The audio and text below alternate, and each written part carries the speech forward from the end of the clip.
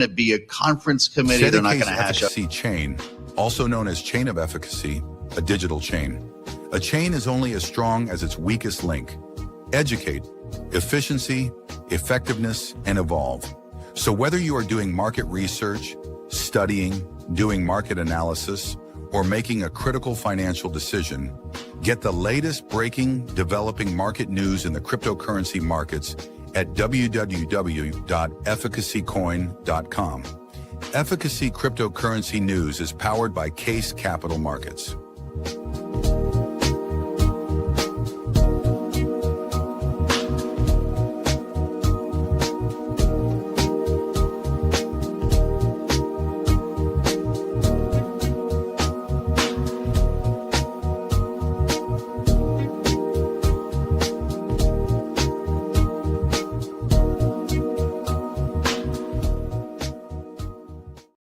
Over the weekend, he's decided he's not running for re-election. It got so intense so quickly with the harassment from Donald Trump, the promise to be primaried. He's out. So he's kind of the freest man to speak in the Senate right now. Was this a profile in courage? What do you make of his decision to do this and carry that flank, if it is a flank, a one-man flank of the party? First of all, Senator Tillis is a very serious member. Yeah. He's a very well-liked member. He was definitely going to have the fight of his life no matter what. I mean, he's always been obviously very conservative, but has voted his conscience and for his state forever. I think his primary was going to be, and just around town and in the political world, his race was going to be the hardest race by far, and he was going to get primaried no matter what. So I think when he saw some of these issues, he had a lot of issues with this bill, probably the senator that had the most different things that he wanted done. To power here? I mean, he says it's a debt bomb. You're going to. Well, first of all, I think he's speaking to a state, which is a purple state. Okay. So he has a lot of different issues than a lot of these other members do. Yeah. But also, I mean, why spend, if I were him, why spend the next year and a half getting the crap beat out of you? Well, sure. And then now he gets to be the biggest troublemaker in the Senate. Yeah. I mean, you watched what McConnell was able to do once his, ties were kind of cut. But I think the senator will, he's still a conservative. He'll, on this bill or any bill moving forward, he'll push for some of the things that he wants. The problem is some of the things that he did want in this bill, the leader is not going to be as interested in making them happen if they're controversial. Well, there you go. Yeah. Sure. So he may have lost a couple of issues because of doing this. So but I think it's a smart thing to do. Enter Senator Laura Trump. What happens with this seat? I don't know. You hear all the names we're hearing. There's going to, I mean, hopefully that. Would she want to do that? We assume everyone wants to run for Senate. She's having a pretty good life right now. Yeah, I mean, and being one of 100's different. She has a good TV gig. She passed up Florida. I mean, whether that was going to happen or not, but she took herself out. Michael Whatley, we keep hearing as well. Yeah, yes. Did you leave the RNC to run? And Richard Hudson's actually an interesting. That's real too? Yeah, I mean, I haven't spoken to him today, but I would think that, hey, if there's a Senate seat open, why wouldn't you take advantage of it? Then Roy Cooper shows up and everyone heads for the hills, or what?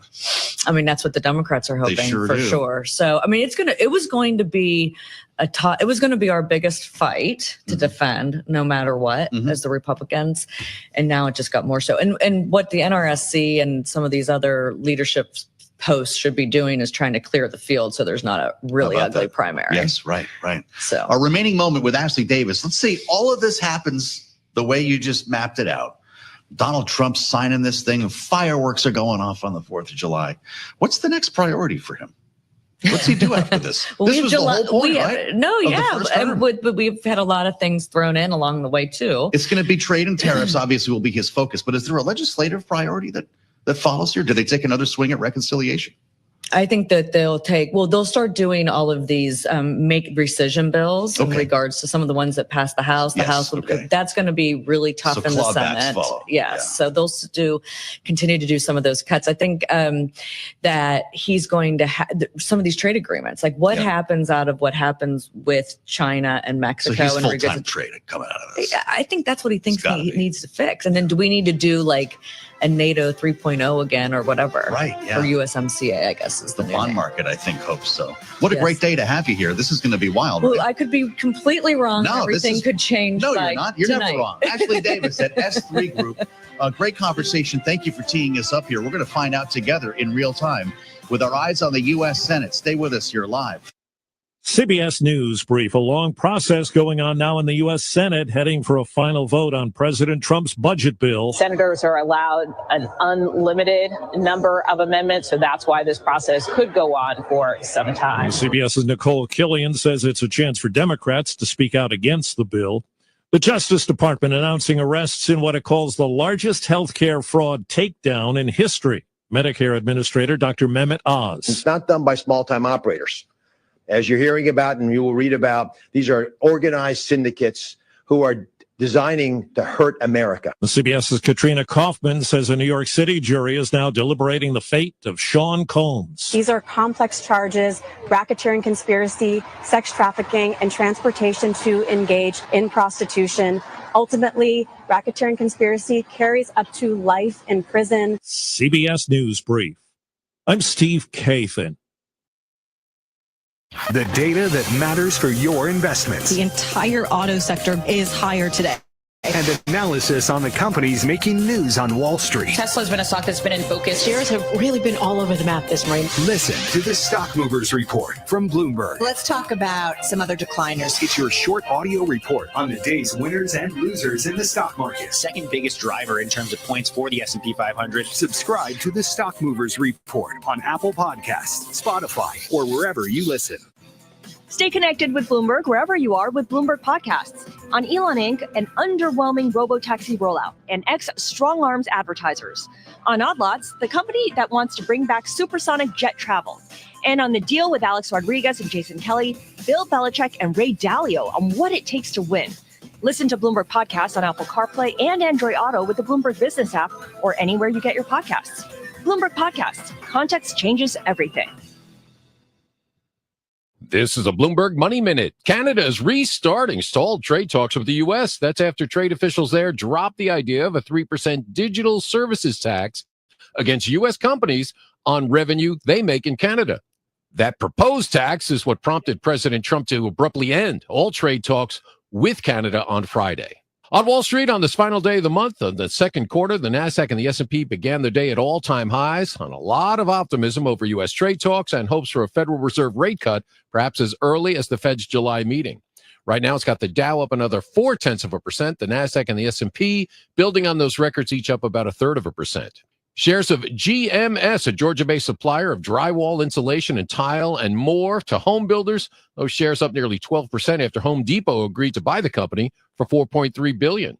And the WNBA is adding teams in Philadelphia, Detroit, and Cleveland over the next 5 years. That'll make 18 in all. Tom Busby, Bloomberg Radio. Bloomberg Radio, on demand and in your podcast feed. On the latest Masters in Business podcast, my conversation with Swiss Re's Chief Investment Officer, Valina Penova. Every time you open the paper and there's a big event, you should think of Swiss Re and what the impact is. So whether there is the Suez Canal is blocked, or there's a big earthquake, or the airplanes have been cannot be returned to the lessors in Russia, all of these macro big events ultimately hit reinsurance. Or if there's a big pandemic and the Tokyo Olympics are delayed, that is a reinsurance level event. So it's interesting because you spend so much time in private equity, but it sounds like what Swiss Re does internally is going to be a little less alternative focused, a little more liquidity focused. Is that a fair statement? No, absolutely. And if you look at our portfolio, we're 85% fixed income. Oh, no kidding. Of which half is government bonds. And we use government bonds to match liabilities. That is our risk-free way of matching liabilities. And then the rest is corporate credit and private debt. And private debt has been one of the asset classes that we have participated in for a long time, but where we're seeing a lot of opportunity. So if you say 85% fixed income, the rest is private equity, listed equity, we have some minority positions, and then real estate. Hear the full conversation on the latest edition of the Masters in Business podcast. Subscribe on Apple, Spotify, and anywhere else you get your podcasts. Plus, listen anytime on the Bloomberg Business app and Bloomberg.com. It's 12:40 on Wall Street. We do check markets all day long here at Bloomberg. We have got the Dow, the S&P, NASDAQ all advancing. Stocks ending the quarter at records driven by progress in U.S. trade talks and hopes for Fed rate cuts. We got the S&P up 17, looking at a record here of 61.90, up by about 0.3%. We're off session highs. The Dow up 169, up 0.4%. The NASDAQ Composite Index up 58, up by 0.3%. Interestingly, though, on a day when stocks are moving higher again, we've got the Mag 7 Index down 0.2%. 10-year 4.25%, but the 2-year 3.73%. Spot gold right now up $19 the ounce, up by about 0.6%, and West Texas Intermediate crude down 0.9%. WTI 64.91 a barrel. Lots of speculation about who President Trump might name to succeed Fed Chair Jay Powell. Michael Kushma is Chief Investment Officer for Broad Markets Fixed Income at Morgan Stanley. He was a guest this morning on Surveillance. I'm not sure that a Fed chair of the candidates that are being bandied about are that wildly different than what we've got today. It's a board of governors, it's a committee. If you get Kevin Warsh, one of these other gentlemen or women that are being proposed, will not radically change monetary policy. Michael Kushma of Morgan Stanley. As for Treasury Secretary Scott Bessent moving into the role, in an interview with Bloomberg this morning, he told us, quote, "I have the best job in Washington." A group of large banks comfortably cleared the Federal Reserve's annual stress test. Those bank stocks are advancing today. We have got all of the major banks, most of the major banks, I should say, are advancing right now. Again, recapping, U.S. stocks are climbing. S&P up 18, gain there of 0.3%. For on-demand news, 24 hours a day, subscribe to Bloomberg News now, wherever you get your podcasts. And back we go to Washington. Once again, your host here is Joe Matthew. Many thanks, Charlie Pellet. Great to have Charlie back in the mix today, watching Wall Street for us as this unfolds live in the United States Senate. Vote-a-rama in the light of day. If you're with us on YouTube, there's your live view of the Senate floor, and they're going to have the lights on probably pretty late tonight, assuming this goes as planned. And, well, we just aren't sure exactly how this is going to pan out. But the vote-a-rama could last many, many hours, leading to a floor vote. That's how this works, right? Everybody's going to get this out of their system. Democrats will have any number of amendments that they try to throw on the big, beautiful bill. Getting bigger, by the way, in terms of its cost. But park that for now. We're going to assemble our panel in a moment for their take on how things are going here. All this process is just noise. If you talk to the administration, President expects a bill on his desk by the 4th of July. As discussed earlier today with the Treasury Secretary Scott Bessent on Bloomberg Surveillance. Let's listen. I'm confident that the bill is going to progress as is over the next few hours, and it'll be on the president's desk to sign on July 4th. So the Senate will vote, pass it over to the House. We've seen incredible leadership, and this is what leadership looks like. So President Trump, then the Speaker Johnson, Leader Thune, and at the committee level, Senator Crapo and Chairman Jason Smith have been fantastic to work with. And again, it all goes back to leadership. Now, when it comes to the fiscal hawks, has the administration made any assurances about executive orders or legislation down the road to address the national debt load? Well, I think everyone believes that this is a start. So it's an 11% cut in non-discretionary spending. And we're going to go from there. So we didn't get here all at once. We've gotten here 20 or 40 years, and we are going to bend the curve, bring the debt levels down. I'm a fiscal hawk. I've had a lot of very good meetings with that group. And I think we're all on the same page on how to grow the economy while controlling and bringing down expenses. Now, let's talk about some of the math there as well, because if the GOP is right and the bill does look to shrink the deficit. How will that affect Treasury issuance over the next 10 years? How does your math square with the CBO, with Wharton, with Yale, and even the Bloomberg consensus of GDP projectors here, economists, that still see growth under 2%? Well, I think that's just wrong. And, we can start with the CBO. Is their model presumes 1.8% forever. And maybe under Democratic governments, that's right. I think what we saw under President Trump's first term is that we will get a big boost in the economy from the tax bill. We're going to have certainty. We're going to go back to 100% expensing. So we are also deregulating at the same time. So we saw it in Trump 1.0. I think that we can see it here. So I think we can really accelerate the economy because the CBO model shows 1.8% growth, whether we have the biggest tax cut in history or we get this across the line and give companies and consumers great certainty. Scott Bessent, Treasury Secretary, talking to Bloomberg's Sonali Basak. Fascinating conversation. Always really interesting to hear from the Treasury Secretary because the Freedom Caucus, the Republican House Freedom Caucus sees this differently as well, realizing that he does not buy the numbers from the CBO. And if you listen to this program, you know that. We talked about it earlier with Steve Ellis. Freedom Caucus previewing yesterday what will be their chief argument against this bill, saying that it, quote, adds $1.3 trillion to the deficit. That's the House Freedom Caucus, Chip Roy, and so forth, which they write is 1,705% more than the House bill.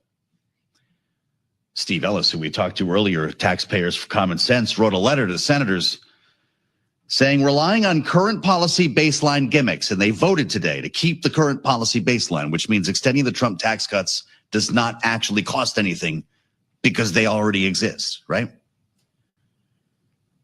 He says it insults the intelligence of taxpayers. They will see through the tricks and spot the new debt piled on. How about voters? They pay taxes. Let's assemble our political panel for their take with a lot to talk about today. Jeannie Sheehan Zaino starts with us on a Monday, as always. Of course, Bloomberg Politics contributor and senior democracy fellow with the Center for the Study of the Presidency and Congress, joined today by Lisa Camuso Miller, Republican strategist, former comms director at the RNC, and a former employee, a veteran, I should say, of another Republican speaker's office. She's been through the sausage making like we're seeing today. It's great to have you both with us here. Jeannie, I'm going to start with you because it's Votorama time. Are Democrats just wasting their breath? What is the purpose of this exercise? No, they're not wasting their breath, but I love the fact that we are doing this in the day. Like you said, Joe, It is a rare treat that for all of us Congress nerds, and I know you, Lisa, myself, everybody would love it. So we get to see it, and cheers for the clerks in the Senate who read all night, by the way. That's right. No, it's not a waste of time. They are trying to, number one, make the Republicans take pretty tough votes on a lot of things that are going to be tough for many Republicans. And number two, and I heard Jack talk a little bit about this earlier, is the fact that they hope maybe to pull some Republicans over with them and change this bill, which has been changing throughout the weekend. So these kinds of things matter. Ultimately, however, this comes down to what these Republicans decide to do. And the funny math that they have been using to do it is utterly shameful.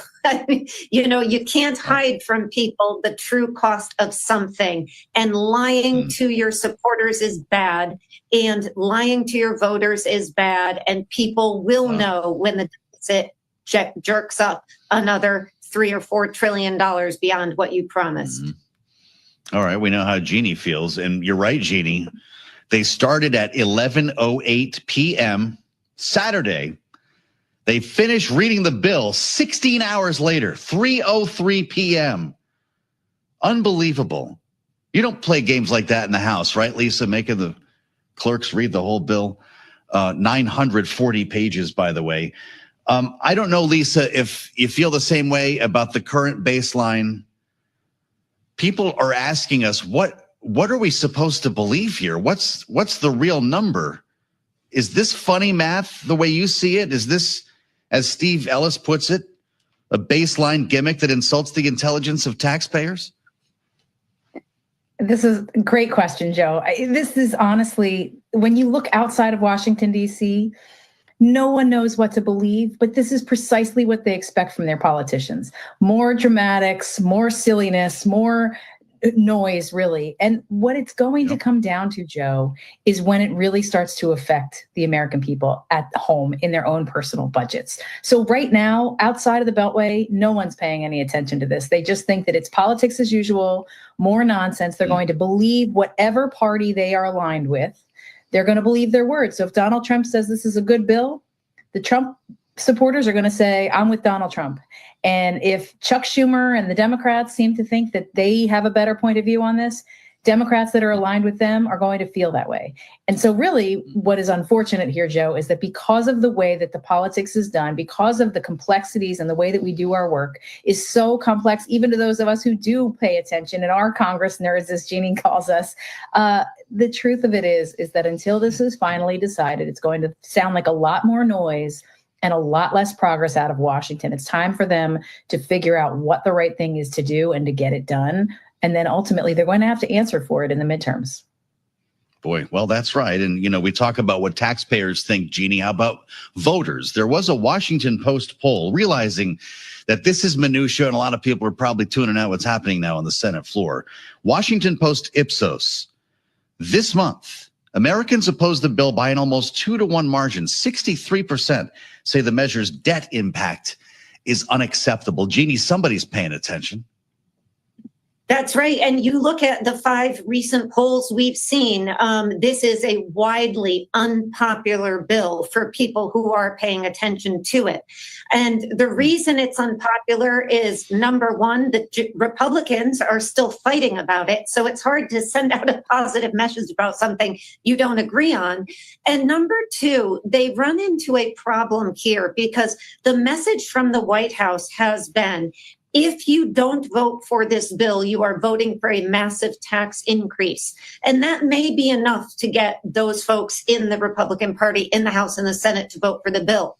But people will not give you credit, usually, in terms of a policy for keeping things status quo. And that's what they're talking about. That is a very, very tough sell. And then to add on what Lisa was talking about, the other problem here is they will feel viscerally at home the impact of cuts to things like Medicaid, to changes in the green energy tax, and all the other things that this bill does, the food, the SNAP program.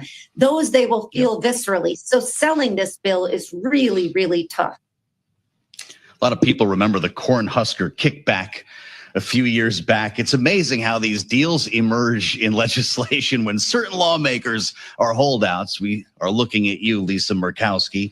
In the 940-page bill, Lisa Camuso Miller, a provision that increases the deduction that you can take for whale hunting expenses. They doubled it. Actually, more than that. It's up 5-fold, 10,000 to 50 grand. It allows people to deduct the cost of maintaining boats and weapons as a charitable contribution. Lisa, the IRS says somebody has to be recognized as a whaling captain, however, to get this deduction by the Alaska Eskimo Whaling Commission. I don't know if the senators from Alaska are on board, but what are people supposed to think about this kind of deal making in Washington? Is this just the cost of doing business? I think, Joe, it reminds us that we are a great, big, beautiful, diverse country. And so while this doesn't necessarily make sense to those of us inside of Washington, D.C., it must very much be an important part of the economy in Alaska, right? Or an important part of the economy somewhere in the globe. And this is one of those quid pro quo, where I will consider voting for this piece of legislation if you do something in this piece of legislation that helps support my constituents and my constituency and my local economy. And that's why it used to be that we could do these big comprehensive bills and get work done that would be proactive and important for the entire country. But when we do something this big, this massive, just like we did with the Affordable Care Act, and just like we've done with a couple of others in recent history, at least, because there's only been a few, you do find that there's a lot of these little carve-outs, a lot of these things that don't necessarily make sense to those of us that are inside the Beltway, but must very much be an important part of the economy. Yeah, well, Captain Ahab, I'm guessing, is a yes on this bill. Lisa and Jeannie, we'll talk more about this in our second hour. Our great panel stays with us with much more to review here. Kaylee Lyon's going to join the conversation, and we'll have a live report from Capitol Hill from Tyler Kendall, who's doing the math for us as we speak. Later in our second hour, you'll not want to miss Maya McGinnis, the president of the Committee for a Responsible Federal Budget, probably pulling her hair out with the math that she's looking at right now as well. It's all ahead on Bloomberg. Thursday, June jobs are in focus. Non-farm payrolls getting a lift here. The unemployment rate, 4.2%. Will we see a significant downshift in employment? The labor market seems to be kind of holding in there. We are in a slowing trend. The June jobs report on Bloomberg Surveillance. This is a resilient labor economy. Thursday morning at 8:30 Eastern. Listen on Apple CarPlay or Android Auto with the Bloomberg Business app. And always on Bloomberg Radio. Context changes everything. This is a Bloomberg Money Minute. President Trump says he's identified a buyer for TikTok's U.S. operations, but won't provide any other details for another 2 weeks. Part of the reason is Chinese leader Xi Jinping would have to approve the sale, which may not be a given. Now, last year, Congress passed a law requiring TikTok's U.S. operations to be sold to a U.S. concern or get banned because of national security concerns. On Wall Street on this final day of the month and the second quarter, the NASDAQ and the S&P began the day at all-time highs. A lot of optimism about U.S. trade talks and hopes for a Federal Reserve rate cut perhaps as early as next month. And today, more gains. The Dow up 1/3%, the NASDAQ and the S&P up 0.25% each. Because of high home prices and elevated mortgage rates, loans taken out at the nation's biggest banks, including mortgage loans, hit a 2.5-year low last week, according to the Fed. And Gucci announcing today the South Korean singer Lee No, a member of the K-pop band called the Stray Kids, has been named its new global brand ambassador. Tom Busby, Bloomberg Radio. The names that matter to global Wall Street are on Bloomberg Radio. I think technology drives everything. And the question is, whose technology? What's their vision? Economics Nobel Prize winner and MIT professor Simon Johnson on Bloomberg Surveillance. Focus on inclusive prosperity. How are you getting more good jobs created for more people? For the biggest names in economics, listen weekday mornings at 7 Eastern at your #1 source for business news. Bloomberg Radio. Context changes everything. Join us in Atlanta or via live stream on August 12th for Bloomberg's Business Value of AI event and networking reception. This event will gather business and technology executives to share their experiences and provide insight into how to best use data to optimize the customer experience. You'll also learn how companies have successfully implemented AI agents that have led to improved productivity and profitability. This program is proudly sponsored by IBM. Register at bloomberglive.com/AI/Atlanta. Get instant access to the financial and political news of Europe every business day. We watch sterling now shooting up. Wake up with Bloomberg Daybreak Europe Edition. The European Central Bank's fight to tame inflation isn't over. Available now on your podcast feed each weekday morning by 7 a.m. in London. Get the news you need to start your day in just 15 minutes. A cautious ECB. Subscribe to Bloomberg Daybreak Europe Edition today on Apple, Spotify, and everywhere you get your podcasts. Bloomberg Podcasts. Context changes everything. You took the first step and quit smoking, but even former smokers may still be at risk for lung cancer.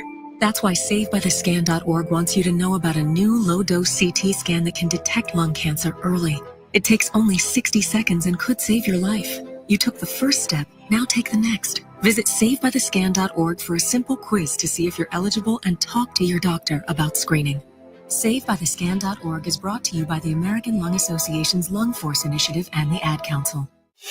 Broadcasting 24 hours a day at Bloomberg.com and the Bloomberg Business app. This is Bloomberg Radio.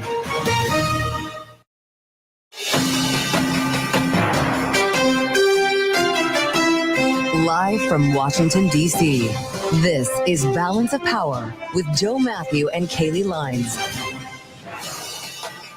It's time for the Votorama. on President Trump's big, beautiful bill. Welcome to the Monday edition, the early edition of Balance of Power here on Bloomberg TV and radio, with an hours-long amendment session now getting underway in the United States Senate, expected to lead to a full floor vote by the time this is all done. Alongside Kaylee Lyons, I'm Joe Matthew in Washington. We thank you for joining us here on Balance of Power. And it looks like we will see some action here in the hours ahead, Kaylee. The question is when this gets to a full floor vote. That could be in the wee hours. Yeah, this could take a while, as there are unlimited amendments that can be introduced and voted on. Of course, there's a few we're watching, like Rick Scott's amendment that would take down the federal cost sharing for Medicaid expansion under the Affordable Care Act. Susan Collins has one that would actually raise taxes on people making over $25 million in order to provide more funding to rural hospitals. Unclear whether or not any of these amendments actually have the votes to pass, but it's also not clear that without those amendments, that this bill in its entirety has the ability to pass on the Senate floor, where only 3 votes can be lost for Republicans. We know we have a couple of no's already in Tom Tillis and Rand Paul. But then, of course, if that happens, if they do find a way to thread the needle past this in the Senate, Kaylee, there are big questions about what happens when it goes back to the House. Will they simply vote on this product or try to change it? Because that would make things pretty messy. Wall Street is watching all of this, of course. Doesn't seem to be concerned at all. Much like the administration, they see all this as noise. Just get it to the president's desk before the 4th of July. Yeah, and the Treasury Secretary Scott Bessent maintained on Bloomberg TV and radio earlier today that this will happen by the 4th, but that is not a foregone conclusion. So we'll be tracking it for you this hour. But of course, as Joe mentions, the market's tracking this story as well. So let's get a check on those now. Charlie Pellet has a view from New York. Hey, Charlie. Hi, thank you very much. And here's what's going on. You're watching the tax bill. I'm watching what's going on Wall Street with the Dow, the S&P, NASDAQ all advancing. Could see another record 3 hours from now as we wrap up the quarter. Right to the numbers. S&P up 17, up by 0.3%. Stocks ending the quarter at records, driven by progress in trade talks and hopes for Federal Reserve rate cuts. The Dow up 172, up 0.4. NASDAQ up 55, up 0.3. Again, keeping it all in context. S&P up by another 0.3%. Interestingly, though, on an up day when we are looking at a lot of green, red for the Bloomberg Mag 7 index, down now by 0.2%. The 10-year 4.24%, the 2-year 3.72%. Spot gold higher by $23 the ounce, up 0.7%. West Texas Intermediate crude down 42 cents a barrel, just above 65 right now. WTI down 0.6%, and Bitcoin up 0.2%, 107,654 on Bitcoin. Monday deals, we have got Home Depot buying specialty building products distributor GMS in a transaction valued at about $4.3 billion. Home Depot down 0.6%. Rival Lowe's trading lower by 1.4%, but GMS now surging by 11.8%. Balance of Power continues, and back we go to Washington. Once again, your hosts, Joe Matthew and Kaylee Lyons.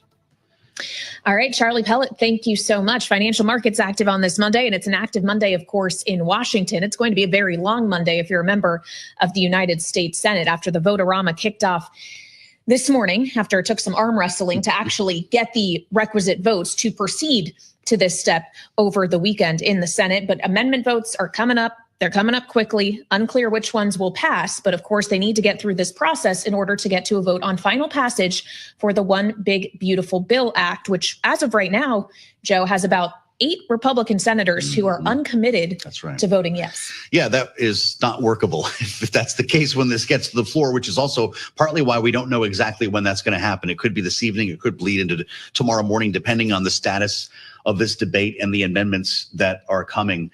Tyler Kendall is watching all of this for us from Capitol Hill right now with the vote-a-rama underway. Tyler, what's the latest on the timeline? Yeah, hey, Joe. Well, it's bustling here on Capitol Hill since the Senate is in full swing amidst this vote-a-rama. And really what we're seeing is behind the scenes, Senate Majority Leader John Thune is trying to make some deals and thread that needle because at the moment, he doesn't have enough votes to pass this bill. Now, as you both outlined at the top there, this vote-a-rama means that we're going to see a flurry of amendments from Democrats, but also some key Republicans that we're watching closely. And it sort of serves multiple purposes. One, to put their colleagues on the record on some politically fraught issues. news. 2, for Democrats at least to slow down this timeline. And 3, to maybe make some changes at the end of the day to this reconciliation package in these final hours. Now, we need this vote-a-rama to end in order for them to proceed to the vote on final passage. And at the moment, we're looking into this kicking into at least late evening or even potentially early tomorrow morning, because at the end of the day, there's still 2 really competing factions within the Republican Party when it comes to the Senate side that's prohibiting this bill from getting over the finish line. We should say that most members agree on those core tenets, those core pillars when it comes to the tax cuts, for example, but they're pretty divided over the spending cuts. We know of at least 2 likely no's. One, Senator Tom Tillis, who's raised concerns about changes to Medicaid and the rollback of those clean energy tax credits. And the other side is Senator Rand Paul, who says he won't vote for any legislation that hikes the debt ceiling, and he wants to see deeper spending cuts. And Joe and Keely, that really illustrates the problem at hand, because if that's already 2, Senate Majority Leader John Thune can only afford to lose 1 more vote before he has to call up the Vice President, J.D. Vance, and have him come to Capitol Hill to cast a tiebreaker. Yeah, and of course, for Senator Tillis in particular, he doesn't really have much to lose politically now that he made the surprise announcement over the weekend that he is not going to be seeking re-election in 2026. But Tyler, to your point about spending cuts, walk us through the actual math on this Senate-produced package. Now, with the estimates we've gotten from the Congressional Budget Office, but knowing that the Senate did vote, one of the first things that happened today, voted to use the current policy baseline to get fancy with the accounting to make it seem like the number's not quite so high. Right, exactly. And we should say that this is actually the first time that we've seen this done during a reconciliation process, with Republicans essentially saying that extending the 2017 tax cuts is going to cost nothing. We heard from Senate Budget Chair Lindsey Graham saying that the way an extension of a tax cut doesn't add to a budget deficit in the same way that a new tax cut would. And when we break down the math, it makes a pretty significant difference. The Congressional Budget Office estimates that the current iteration of the Senate plan would add $3.3 trillion to deficits over a decade. That's about $4.5 trillion in projected tax cuts paired with $1.2 trillion in projected spending cuts. But when you take into account this accounting mechanism, the CBO says that it would actually decrease budget deficits by $508 billion.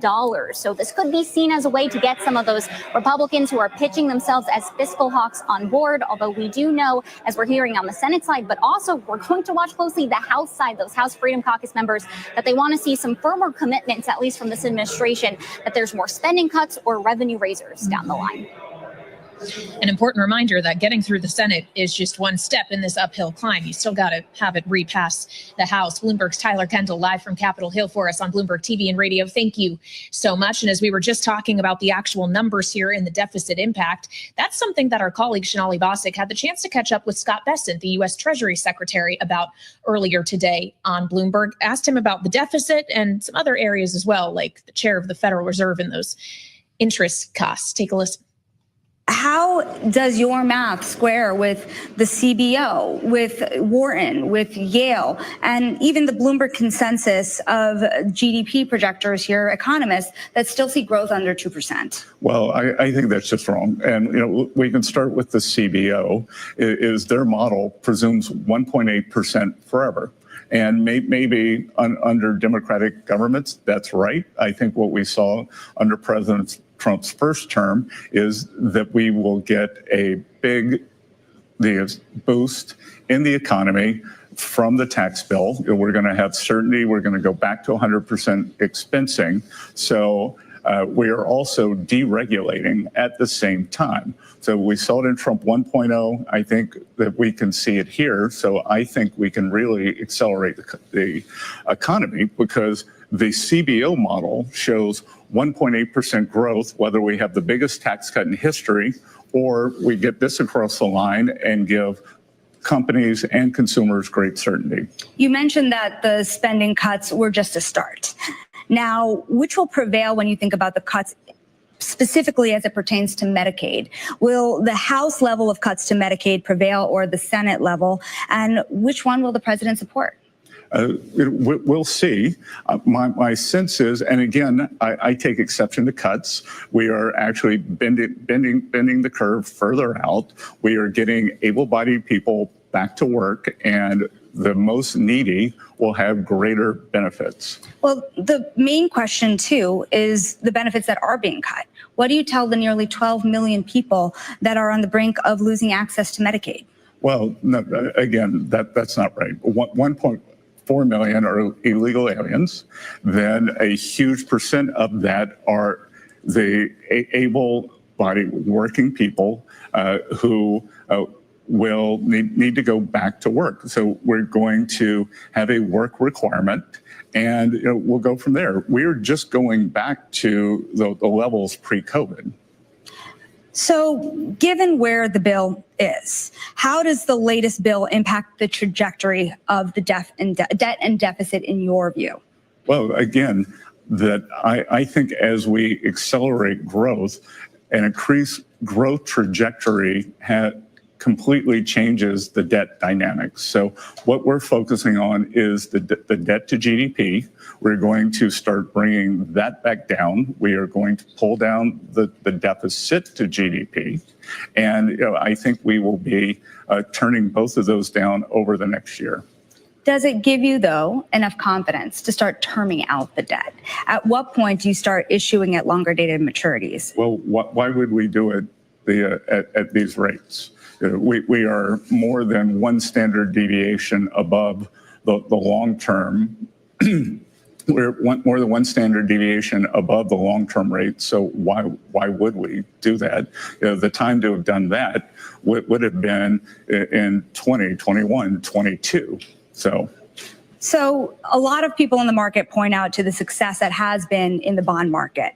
You have seen the 10-year come down almost 0.5 percentage point since the January highs. Where would you like to see the 10-year, and where do you think it could end by the end of the year? Well, I think it's going to depend on a lot of things, but I think that we could see a further lowering of rates. I think inflation is very, very tame. I'm not going to comment on Fed policy, but I've said that I am focusing on the 10-year. So as we see inflation come down, I think the whole curve could parallel shift down. And I'll point out, when everyone says, oh, the market, the bond market's worried about this or that in the U.S. U.S. is the only major bond market that has lower 10-year rates than any other country. Every other country, the rates are up.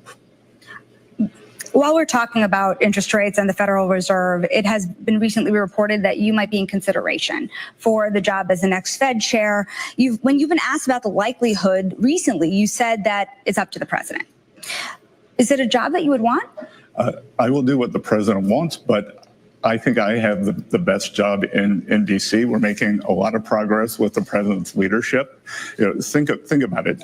We are going to have the tax bill on his desk by July 4th. We're going to be wrapping up the trade talks. So I think we've had great momentum, and we will be working on Chair Powell's successor over the coming weeks and months. Scott Besson, the Treasury Secretary, talking with Bloomberg's Sonali Basak in a wide-ranging conversation there that brings us to the most recent truth post from Donald Trump. Interesting, with this idea of replacing the Fed chair. Donald Trump just posted a moment ago, Jerome Too Late Powell and his entire board, which I think is new level here, should be ashamed of themselves for allowing this to happen to the United States. They have one of the easiest yet most prestigious jobs in America, and they have failed, in all caps, and continue to do so. He writes, if they were doing their job properly, our country would be saving tens of trillions on interest cost rather. The board just sits there and watches, he writes, Kaylee. So they are equally to blame. We should be paying 1% interest or better. So apparently the president's calling for the firing of the entire board. And this is attached with a handwritten note to Jerome in the Sharpie. You are, as usual, too late. You have cost the USA a fortune, he writes. Yeah, it's actually some kind of visual aid to go alongside this True Social post of global world central bank rates. And he has a bracket and I would encourage everyone to go on True Social and view this yourself, of where he thinks the rate should be, beginning with Switzerland, which is at 25 basis points, down to the Seychelles and Thailand, which have a rate of 1.75%. So somewhere in that range, I guess, is what the president of the United States is looking for. At the very end of his note to Chairman Powell, that again is sharpied on to this particular chart of rates, he says no inflation, and then signs it Donald J. Trump. He's the highlighter through the United States down through Vietnam. This is where we should not be, I guess. This is really something. We'll print this out for you, maybe. Dan Flatley's got to be looking at this as well. He joins us now, of course, Bloomberg Treasury reporter. You didn't know we'd have props today, Dan. I'm sorry if we snuck up on you with this, calling for the entire board to be replaced now. Is that something we're going to see happen? Yeah, it's interesting, Joe, because Secretary Bessent was on Bloomberg TV this morning talking about how they may be looking at somebody who's already on the board for the chairmanship. So now they're all fired. So, it does sort of like things are constantly in motion in the Trump administration. And so, what we heard from Secretary Bessent this morning would seem to indicate that there may be some folks on the board right now that they're looking at that Trump is interested in. But now we have this Truth Social post that would seem to indicate otherwise, that maybe he's dissatisfied with any of the candidates that could be there. So we'll see. I think what Bessent has said, though, is that they're going to start the process. They're looking at folks, and that sometime in October or November we'll get a nomination potentially for the seat that opens in January, which would be a 14-year seat, or maybe something later on for to replace Powell, which would be a 2-year term. So lots of different scenarios out there, and as it always is with President Trump, you never really know what the actual scenario will be until it's announced. So, well, we know that his particular gripe at this point seems to be the interest burden of the United States. That's why he wants rates lower, is because of how much we have to pay to essentially keep financing our debt, at the very same time that he is pressuring Republicans to pass legislation that could add to the debt and deficit of the United States. How did we hear Bessent trying to square that? And does that actually track with the way that modern fiscal thinking tends to work? Yeah, I mean, it's an interesting, there's a few different, things to kind of pick apart there. One of the things that I would say is that, as I've been talking to folks about this whole scenario over the last few weeks, there are people out there who say, yeah, it makes sense that Trump would want lower interest rates. It helps his agenda. There's really no, although his methods are unconventional, there's really no reason why he wouldn't have that view. But there is kind of this question of inflation expectations and sort of what damage this could do to the Fed's credibility over the long term, and its ability to fight inflation, which is potentially a bigger risk long term. What Bessent has said, and what he said this morning again, was essentially that we will have growth, which will help stimulate the economy coming out of this tax bill, but also that he's focused on the 10-year, bringing the yields down on that, and that inflation, the main thing is that any increase in inflation from tariffs would be, he didn't use the word transitory, but essentially would be a one-time price increase that the Fed should look through and not get too hung up on that. That's not what we're hearing from some members of the board who believe that it could be more incremental, could have more of a persistent effect. So, difference of opinion. Yeah, we've got less than a minute, Dan. To what extent, and it seems like a pretty great one, has this Treasury Secretary been instrumental in helping to craft the deals that are going to lead to this bill passing? He had the SALT caucus in his office last week. It's not the last meeting I'm sure he'll be having with lawmakers. Yeah, obviously there's lots of meetings happening between folks at Treasury, including the Secretary and lawmakers on Capitol Hill. Let's not forget also the Section 899, the so-called revenge tax that came out of the bill last week. Also this deal with Canada. So there's lots of things that are happening both here domestically and internationally. With his fingerprints on them. Yeah. Dan, thank you so much. Dan Flatley, Bloomberg U.S. Treasury reporter, with us live here in Washington. Kaylee will assemble our panel next. Jeannie Shanzano and Lisa Camuso-Miller are with us as we follow the tea leaves here in the midst of a daytime vote-a-rama. What could go wrong? This is Bloomberg. And make sure to subscribe to the Balance of Power podcast. Go to Apple or Spotify, anywhere you get your podcasts, and subscribe. This will be a fun one to listen back to. You can listen live always at Bloomberg.com. Bloomberg Radio is where you are. Get live business news and market headlines from anywhere 24 hours a day on your mobile device. Listen on the iHeartRadio app, tune in, the Bloomberg Business app, SiriusXM 121, and the Bloomberg Terminal. The business news of Australia is more important than ever. Australia is a leader in renewable energy and critical minerals, and its strong global ties and resilient economy make it a prosperous trading nation. I'm Rebecca Jones. Join me and my team of reporters every week for the Bloomberg Australia podcast. Get an insider's look into the biggest Australian stories, all in under 15 minutes. The Bloomberg Australia podcast. Listen on Apple CarPlay or Android Auto with the Bloomberg Business app, or wherever you get your podcasts. One question. Here's why Iran is losing its influence. One topic. Here's why ESG isn't dead yet. One succinct explanation. Here's why trade wars are easier to start than finish. Join Stephen Carroll for Here's Why, the podcast that takes one news story. Here's why DeepSeek is a wake-up call. And explains it in just a few minutes. Here's why governments keep piling up debt. Subscribe to Here's Why on Apple, Spotify, the Bloomberg Business app, or wherever you get your podcasts. On a recent edition of the Big Take podcast, for $10 billion, the Buss family steps off the basketball court. Host David Gura and Bloomberg sports business reporter Randall Williams break down the sale of the Los Angeles Lakers. Let's talk about the deal, and it's hard to get past that headline number, but at this point, what do we know about the terms of it? Jeannie Buss, who is Jerry Buss's daughter, is going to stay on as governor of the team, and what that means is that she's going to have a day-to-day role in managing things. Okay. So the governors of the team attend the board of governors meetings. They vote on various things. So Mark Walter is still going to be the owner of the team, but he's not going to be at all these meetings. Now, I'm sure he's going to be well informed, and he's going to be spending his dollars wisely to bring in different free agents to, I'd say, diversify the business. We don't know exactly how the deal is structured just yet. We just know that they agreed to a $10 billion purchase. And at some point, Mark Walter will take over, but it's not going to be for the foreseeable future. Who is Mark Walter? I mean, he doesn't have the kind of lore or legend of Jerry Buss, certainly. And he's now kind of fashioned himself as this kind of king of LA sports. Well, he's an extremely rich guy. Let's start there. He started Guggenheim Partners, which made all his money there, and then eventually purchased the Dodgers. And for LA natives, this is a great sign because Mark Walter has spared no expense to spend on the Dodgers. To introduce the newest member of the Los Angeles Dodgers, Shohei Ohtani. Now you bring someone like him into the Lakers, and what this means, like, this isn't going to affect salary cap. Like, you're not going to be able to pay players more than anybody else, but you might be able to renovate a training facility. You might be able to invest more money into the Crypto.com arena. You're just going to be able to spend more cash to make LA an even more desirable market than it already is. That's what's on a recent edition of the Big Take podcast. Listen to the full episode on Apple, Spotify, the Bloomberg Business app, or anywhere you get your podcasts.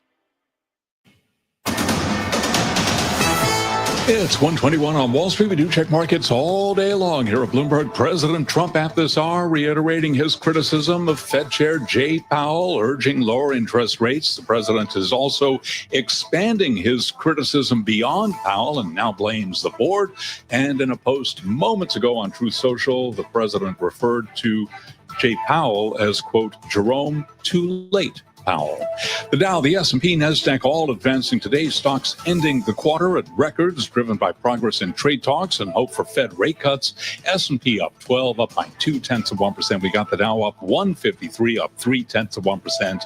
NASDAQ up 40. That is a gain of 0.2%. Interestingly, though, on an update for the rest of the market, the Mag 7 index, the Bloomberg Mag 7 index, down now by 0.3%. 10-year at 4.23%, with a 2-year currently yielding 3.72%.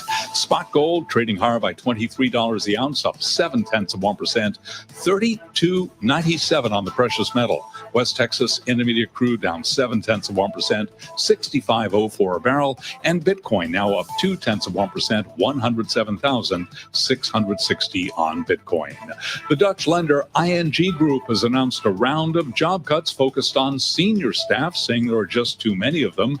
And UBS is launching a previously announced share buyback of as much as $2 billion amid uncertainty over the bank's longer-term payout plans. UBS up by 0.8%. Recapping stocks higher, S&P up 13 right now, up 0.2%. Balance of power continues right now. Back we go to Washington. Once again, your hosts, Joe Matthew and Kaylee Lyons. All right, Charlie Pellet with the latest from Wall Street. Thank you so much. Meantime, here in Washington, it's Vote-A-Rama Day in the United States Senate. It began this morning, and it could go well into the late hours tonight, if not the early hours of tomorrow, with amendment votes on the Senate floor on this one big, beautiful bill, knowing that there are still roughly 8 Republican senators who haven't said their firm yeses on this legislation as it stands right now. And the majority leader, John Thune, can only afford to lose 3 of them ultimately in a final passage vote. He already definitely doesn't have 2, one being Senator Rand Paul, who of course will not vote for this package because it includes a hike to the debt ceiling. Another being Republican Senator Thom Tillis of North Carolina, who made the surprise announcement over the weekend that not only will he not support this bill, he's also not going to seek re-election in 2026. And he had some pretty harsh words on the floor. I'm telling the president that you have been misinformed. You supporting the Senate mark will hurt people who are eligible and qualified for Medicaid. We're going to make sure that we fulfill the promise, and then I can feel good about a bill that I'm willing to vote for. But until that time, I will be withholding my vote.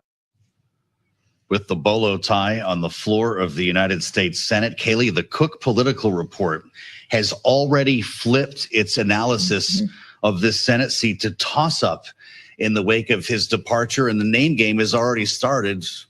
Laura Trump is back in the mix, along with others here.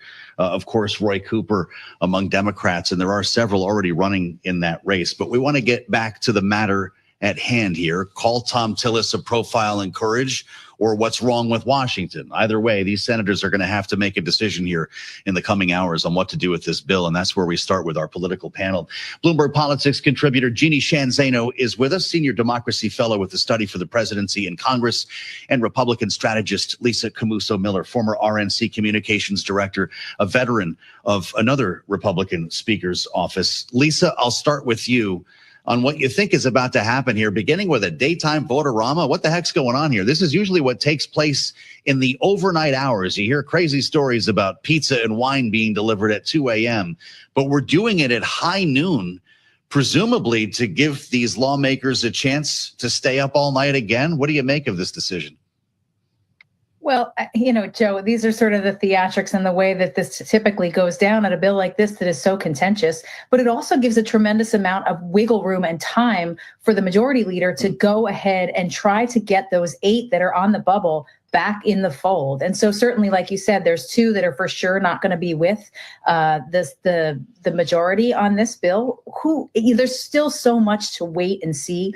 So Vote-A-Rama is an opportunity for, lots of votes on lots of amendments and lots of nonsense. Outside the Beltway, it looks like Washington as usual, right? The same old weird things that they do in order to get business done. But inside the Beltway, we know that this actually will provide time for the majority to get the bill to a place where they can get the support and get it through the Senate, back to the House and to the president's desk by the end of this week, which is what I think will happen. Mm-hmm. Well, there's still a lot that needs to be done before that can happen, assuming that the majority leader, John Thune, or President Trump himself can twist the arms of enough Republicans to get it to pass in the Senate. It then has to pass in the House, Jeannie. And as we consider that, yes, the Senate did decide today to adopt the current policy baseline, formally take down at least the on paper cost of this ultimate package, it's adding more to the deficit than the House bill would have. Is that really going to fly with the House Freedom Caucus? It's going to be tough. I mean, ultimately, we have seen the Freedom Caucus members, putting Tom Massey aside, people like Chip Roy, they are very emotive and they are very passionate about their frustration with these bills. And ultimately, they have gone along with the leadership. But this vote coming up, presuming it gets through the Senate, is going to be unlike any of those, because this is it.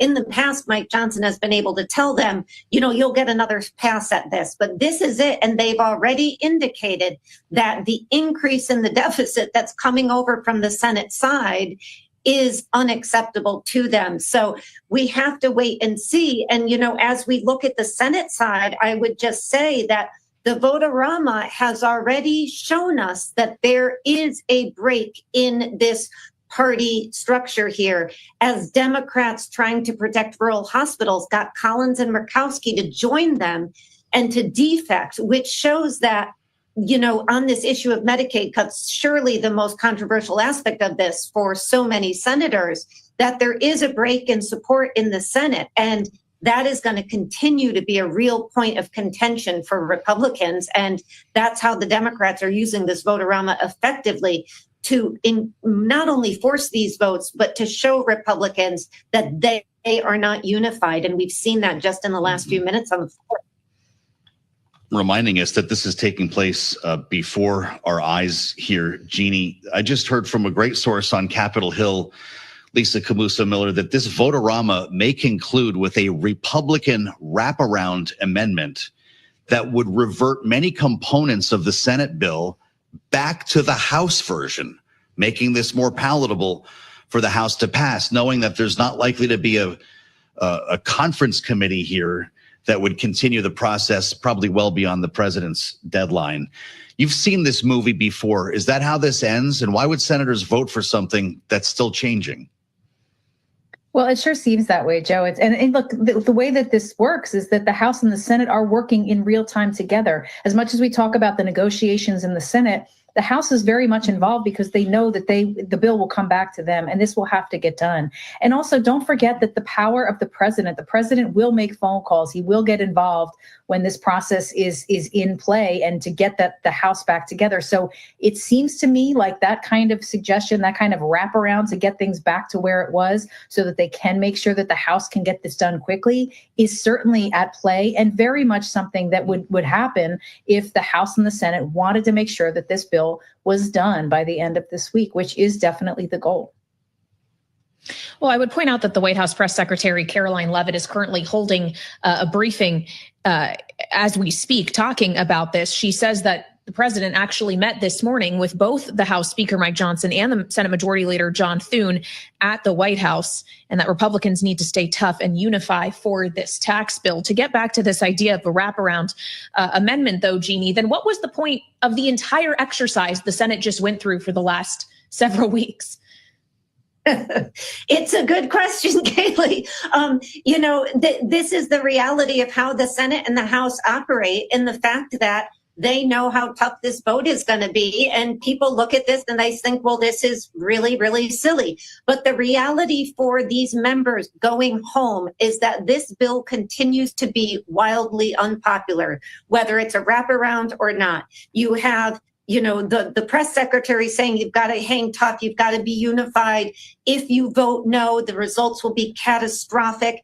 That is what the message they're sending. But these members and senators also look in their own districts. And somebody like Lisa Murkowski, just a few days ago, the head of the legislature, the House and the Senate in Alaska, co-authored an editorial in the New York Times saying how devastating this bill will be for Alaska. So does Murkowski hold her nose and vote for it, particularly if it's on the wraparound? She might have to, but they know that this will impact them enormously as they go up for re-election and as they take this home. And of course, Donald Trump doesn't care. This is about you being supportive of him, regardless of the impact of the party. And we saw that with Tillis, because now Democrats could very well win a seat that he's held for three sessions.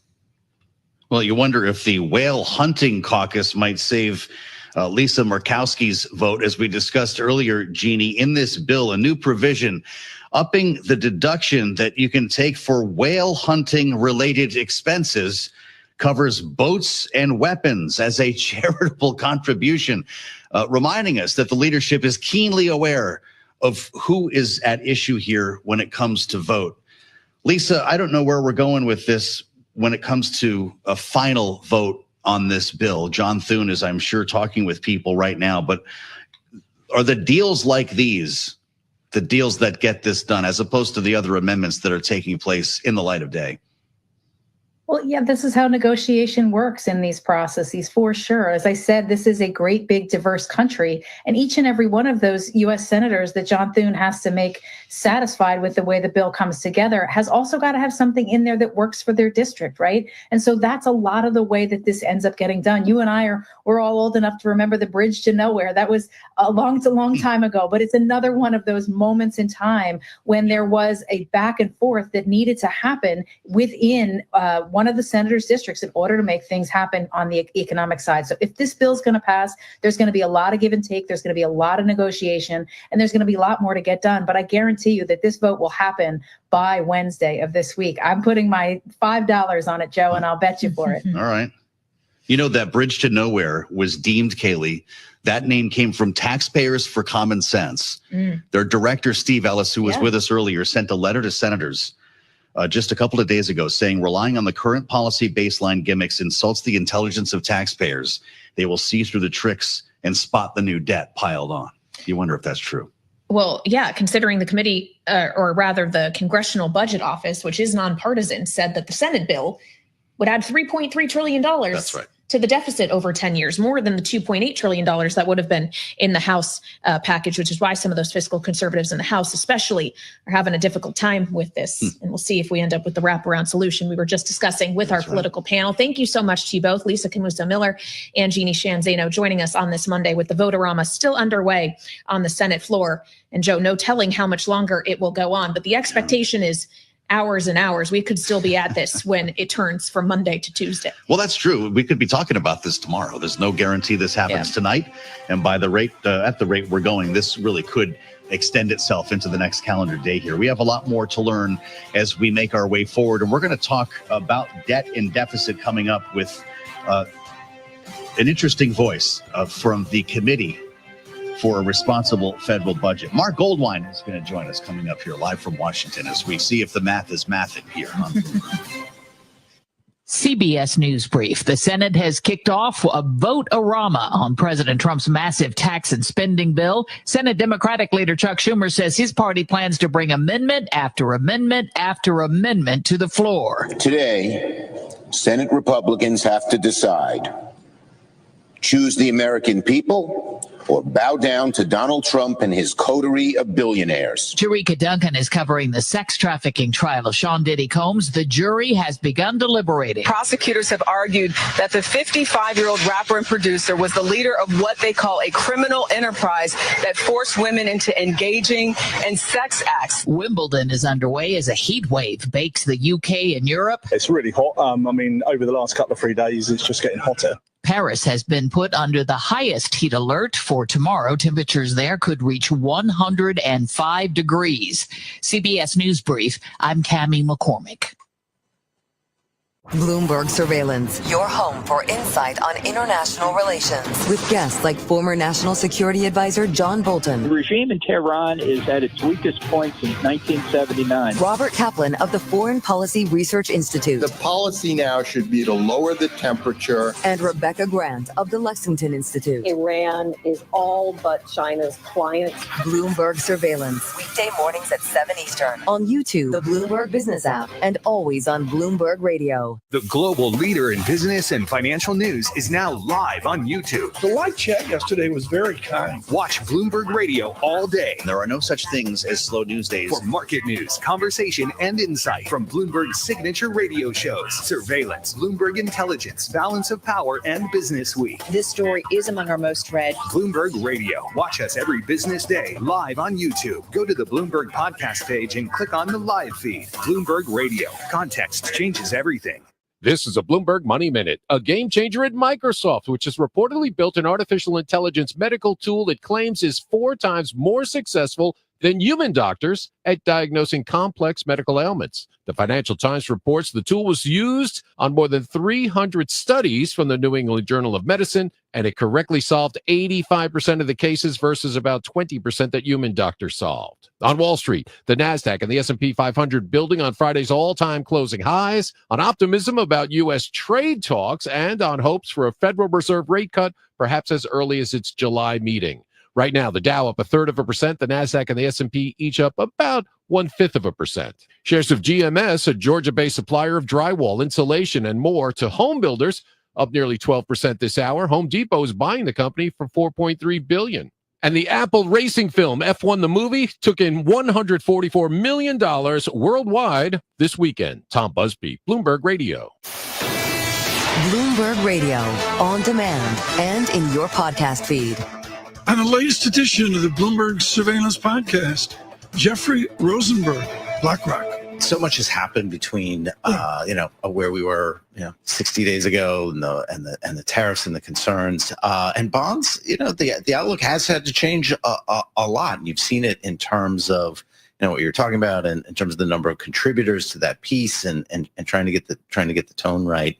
But the big issue there is still that it's relatively sanguine in terms of the rate range bound, in terms of the biggest impact, and what you talk about in fixed income outlook for the 10 years. Not as much volatility as what you've seen in, say, the equity market. Just looking at something coming off the Bloomberg news desk. The Treasury market is wrapping up its best monthly return since February. I did not know its biggest first half stretch in 5 years.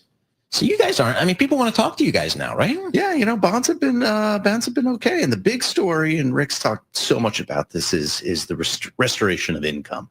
And part of that is just where the Fed is and the reticence to say even cut rates, but that you brought interest rates back up above the level of inflation. And for a very long time period, you just didn't have that. You had very negative real interest rates, and that was a penalty to fixed income because it propagated out the curve.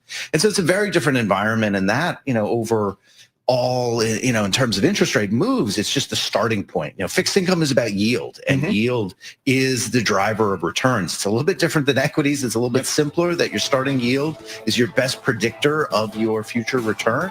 Hear the full conversation on the latest edition of the Bloomberg Surveillance Podcast. Subscribe on Apple, Spotify, and anywhere else you get your podcasts. Plus, listen anytime on the Bloomberg Business app and Bloomberg.com.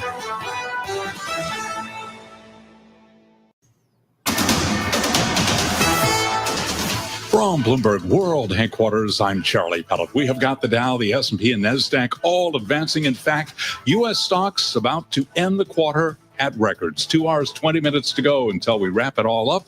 With the S&P higher right now, up by about 11 points. That is a gain of 0.2%. Stocks are moving higher, driven by progress in U.S. trade talks and hope for Fed rate cuts. The Dow up 151 now. That is a gain of 0.4%. NASDAQ up 36, up by 0.2%. 10-year 4.23%, with the 2-year 3.72%. Gold up $20 the ounce. Spot gold $32.94 the ounce, up 0.6%. And West Texas Intermediate crude 65.04 a barrel. WTI down 0.7%. Moderna shares higher by 2%. It says its experimental flu shot did meet its goal in a late-stage trial, clearing the path for its broader strategy of selling combination vaccines. Recapping, S&P higher by 10, up 0.2%. And Balance of Power continues right now. Back we go to Washington. Once again, your hosts, Joe Matthew and Kaylee Lyons. All right, Charlie, thank you so much. Watching Wall Street on Balance of Power every day. Charlie Pellet, live in New York. Thanks for joining us here on the Monday edition on Bloomberg TV and radio as we feel our way through a day-long vote-a-rama in the U.S. Senate. This is the president's so-called big, beautiful bill. Senators are having their say now on any number of amendments that are being considered, which lines us up for a floor vote that could happen tonight. It could happen tomorrow morning. It's unclear. It depends how long this work will take. And this is where we start with Jack Fitzpatrick, Bloomberg government Congress reporter, with us live now in the throes of this process. Jack, it's great to have you with us. Your thoughts on timeline, but also the most important amendments we could be watching. We've got some dealing with Medicaid, others dealing with budget cuts that lawmakers are trying to have their final say on here. What's got your attention in this late hour? Yeah, there's a lot of math to do on the hardline conservative side and on the more moderate centrist side.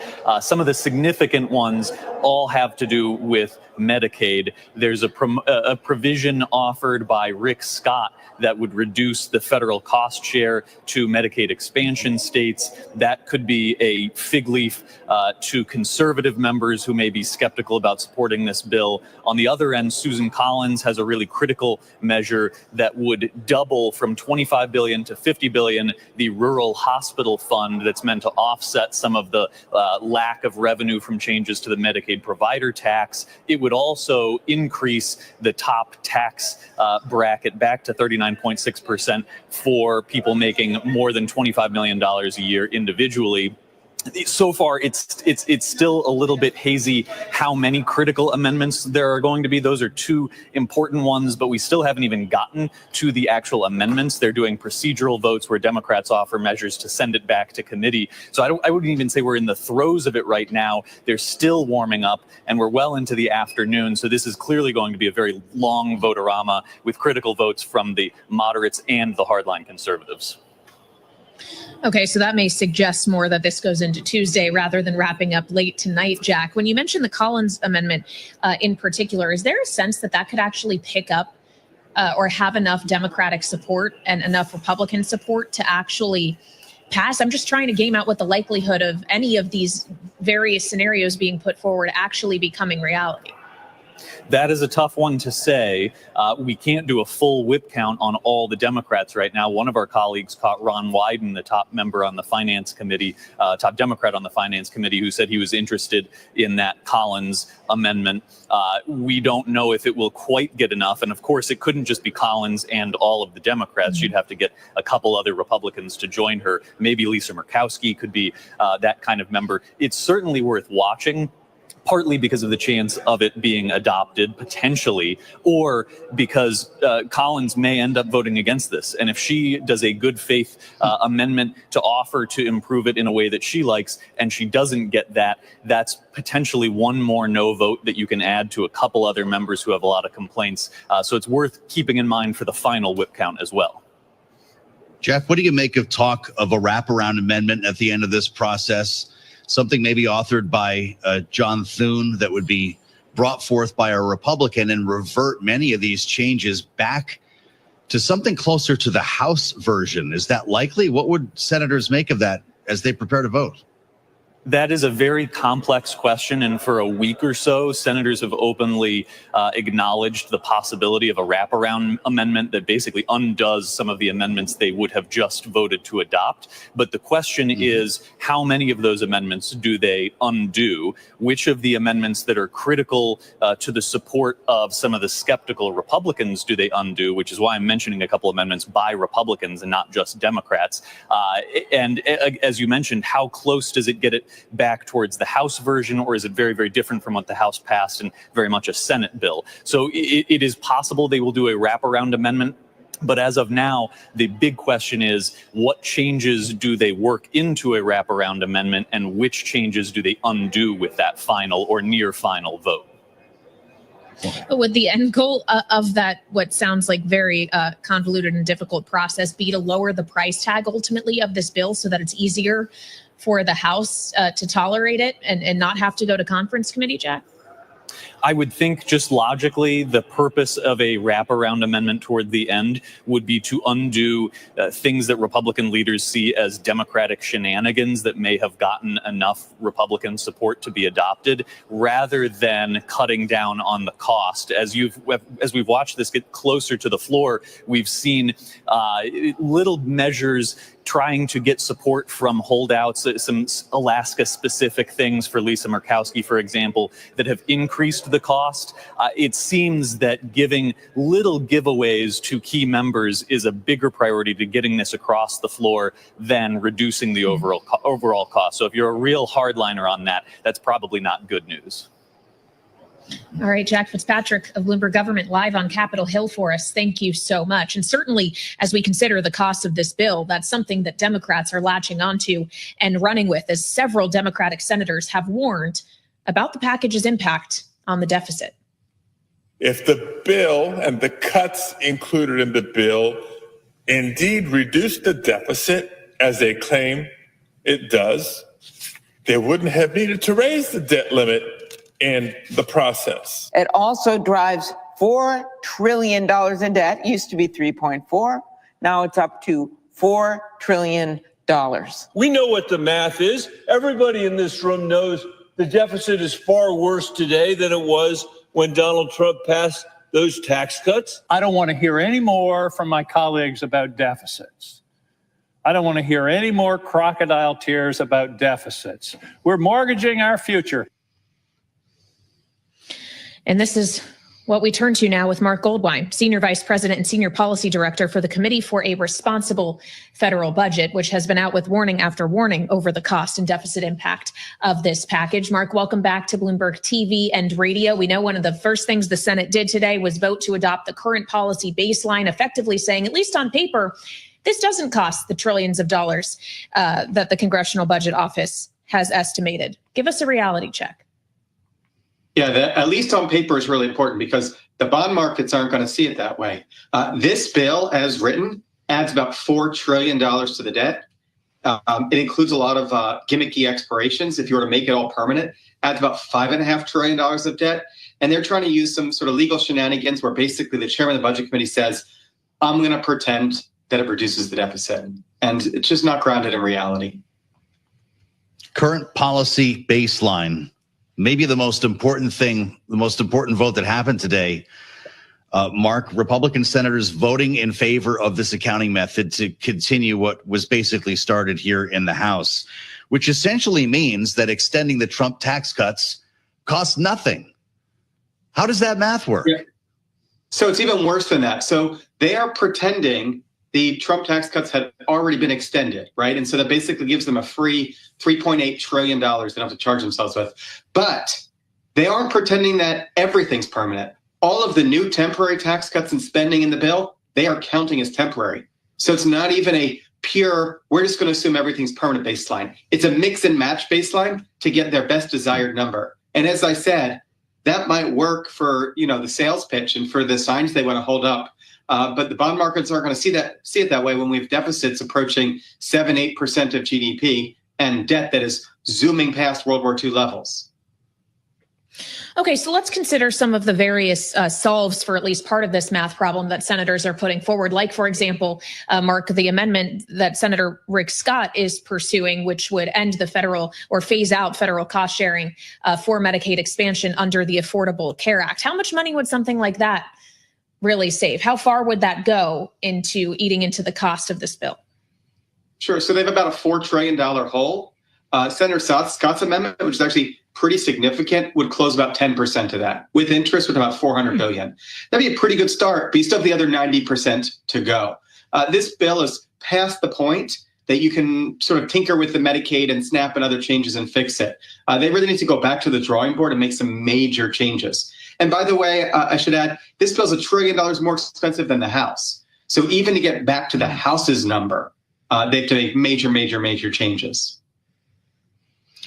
That's exactly what the Freedom Caucus was saying. The House Freedom Caucus out with a statement late yesterday saying it adds $1.3 trillion to the deficit that the House budget didn't have, 1,705% more than the House bill. You probably have heard talk about this wraparound amendment that might end the vote-a-rama here. Mark, it would revert this bill back to something closer to the House version. Makes it pretty difficult to come up with any estimates or projections here on what the real cost would be, isn't it? We're doing our best to do the Insta estimates, but look, the House bill added about added about $3 trillion to the debt. This adds about $4 trillion to the debt. We should be reducing the debt by $8 trillion. I would much rather have the House one than the Senate one, but let's not pretend that either of these are fiscally responsible. Well, of course, part of the Republicans' argument and part of the administration's argument, Mark, is that it's one thing to consider what the Congressional Budget Office can actually score, although they have qualms with that for not taking into account potential growth impacts to the extent that they would like. But the other is that there are certain things the Congressional Budget Office is not able to score, like, for example, the president's tariffs that are in place and bringing revenue into the Treasury. If we were to factor that in, what does the ultimate picture of these policies in aggregate actually look like? Yeah, it's a fair point. So we've looked at the president's tariffs. If they were all to stay in effect as they are today, that means no new trade deals, no exemptions, no nothing. They would cover about half of the cost of this bill on a yearly basis. It's a head start. But remember, large parts of the president's tariff have actually been ruled illegal by the U.S. Trade Court. They're still in effect pending appeal. But if those actually end up going away, it only covers about 15 to 20% of this bill. So yes, tariffs raise revenue, but again, they're not going to cover the cost. Well, and of course, we could have a bunch of trade deals announced. Mark, that's what the administration tells us as we get closer to July 9th. Howard Lutnick told Kaylee and I just a couple of days ago, expect about 10 trade deals between now and then. That takes money away from this, right? That's exactly right. I mean, it depends what the trade deals are relative to, right? Because I wasn't giving you the Liberation Day reciprocal tariffs that they pulled because they were so damaging to the markets. But the tariff revenue could be way down. And on economic growth, the Congressional Budget Office actually looked at this, not with the Senate bill yet, but with the House bill. They found that economic effects makes it more costly. The reason is, lower taxes boost the economy, but higher debt also boosts interest rates. And because we have so much debt already, higher interest rates mean higher interest payments, actually means the dynamic score adds more to the debt than what they call static scoring.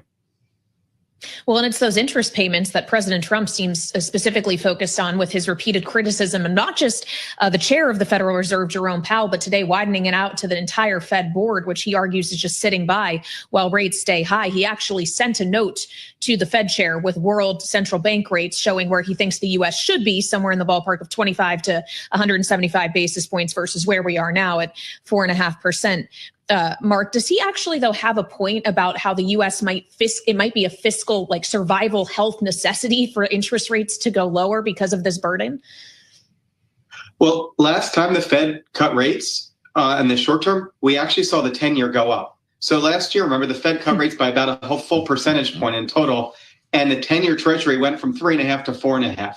So cutting the near-term rate isn't a guarantee that the long term is going to go down.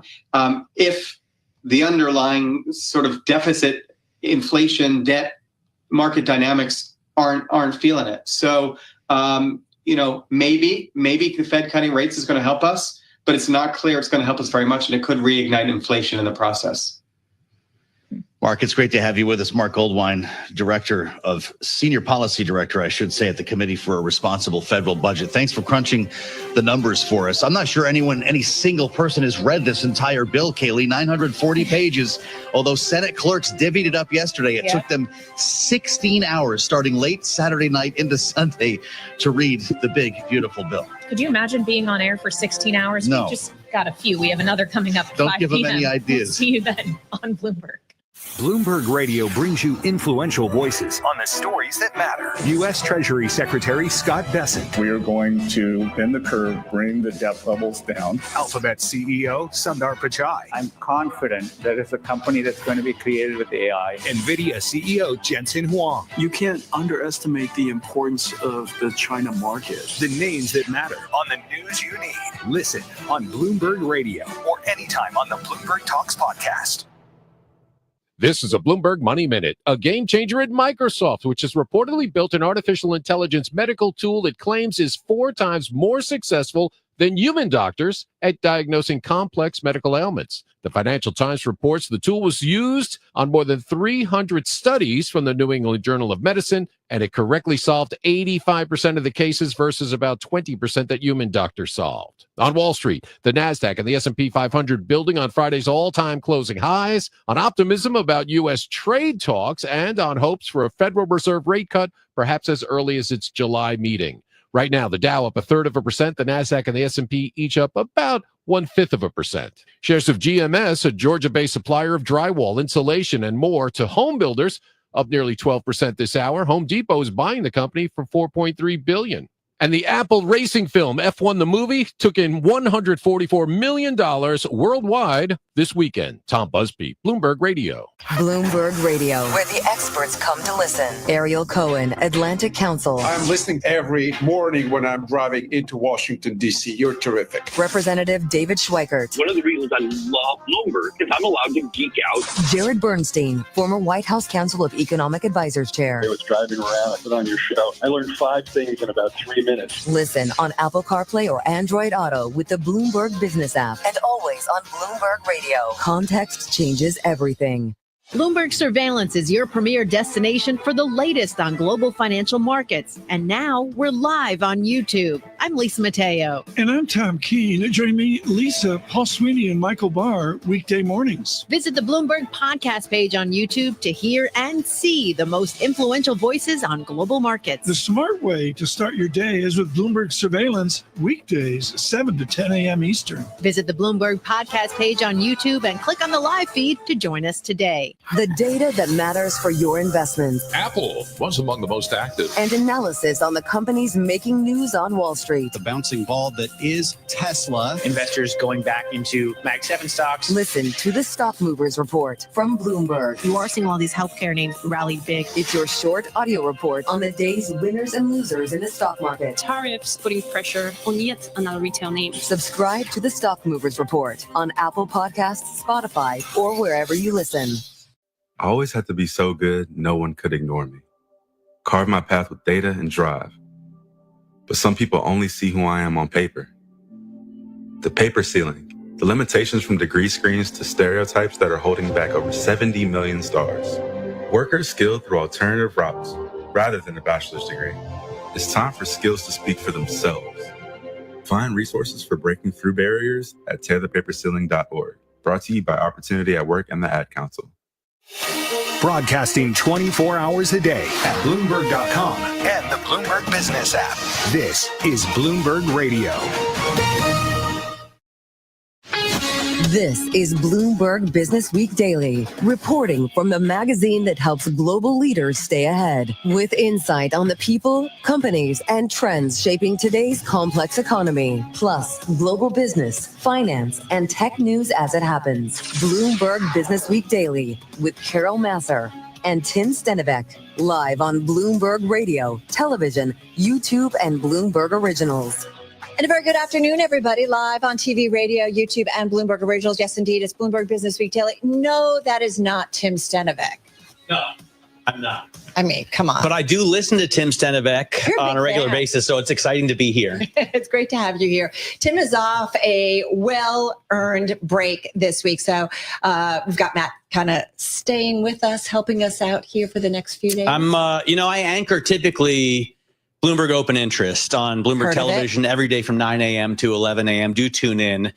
So I watch the Open, and I'm always excited. I usually listen to the close. I know. Yeah. And you're always like messaging in. Having said that, talk about things happening fast and furious once again, because we do have a headline crossing.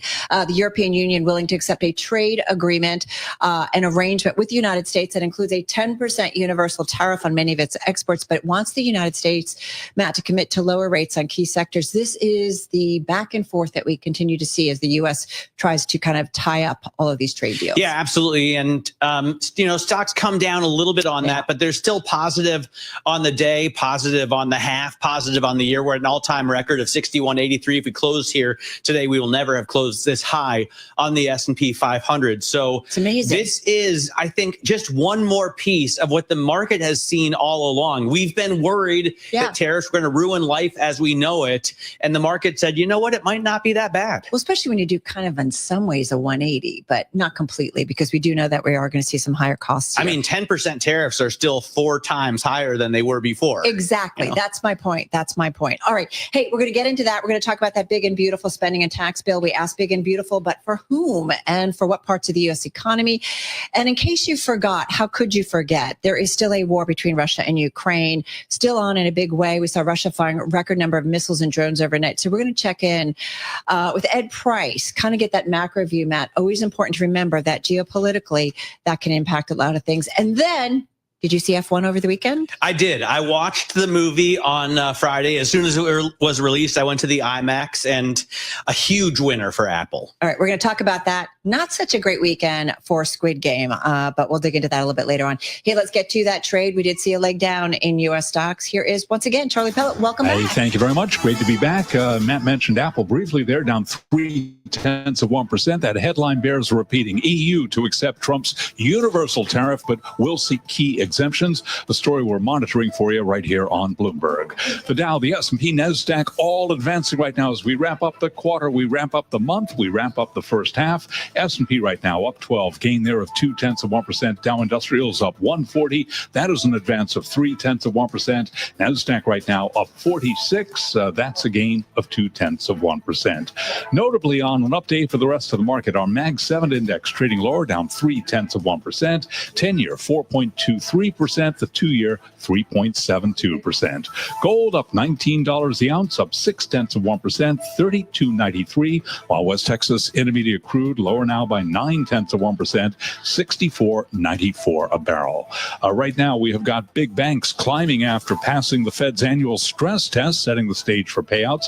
Among some of those bank names, JP Morgan Chase, which reports July 15th, up 1%. Goldman up 2.2%. Wells Fargo up by 1%. And Bank of America down 0.1%. I'm Charlie Pelleton. That is a Bloomberg Business Flash. All right, Charlie, thank you so much. All right, so-called big and beautiful, but what we do know is that it is indeed a massive tax and spending package, a linchpin of President Trump's campaign promises. It's making its way through the congressional process amid Republican internal fighting and Democrats launching attacks to exploit the divisions. Do want to point out that last night, Republican Tom Tillis, he warned Republicans were at risk of a backlash by failing to keep President Trump's health care promises. The Congressional Budget Office estimates that 11.8 million people could lose health coverage over the next decade as a result of the bill. Here's Senator Tillis. I'm telling the president that you have been misinformed. You supporting the Senate mark will hurt people who are eligible and qualified for Medicaid. We're going to make sure that we fulfill the promise, and then I can feel good about a bill that I'm willing to vote for. But until that time, I will be withholding my vote. All right, a little heated there. That, of course, North Carolina Senator Tom Tillis last night on the Senate floor. Whoever said governing was easy. Let's get more this process. What's next for President Trump's marquee piece of legislation? Joining us is Bloomberg News congressional reporter Eric Wasson. He's up there at the U.S. Capitol in D.C. All right, Eric, where are we in this process that's already been a bit long in the tooth? Well, since 9:30 a.m., Democrats have been throwing amendments at this bill to try to highlight the divisions among Republicans. None of the amendments are succeeding, and nor are they likely to.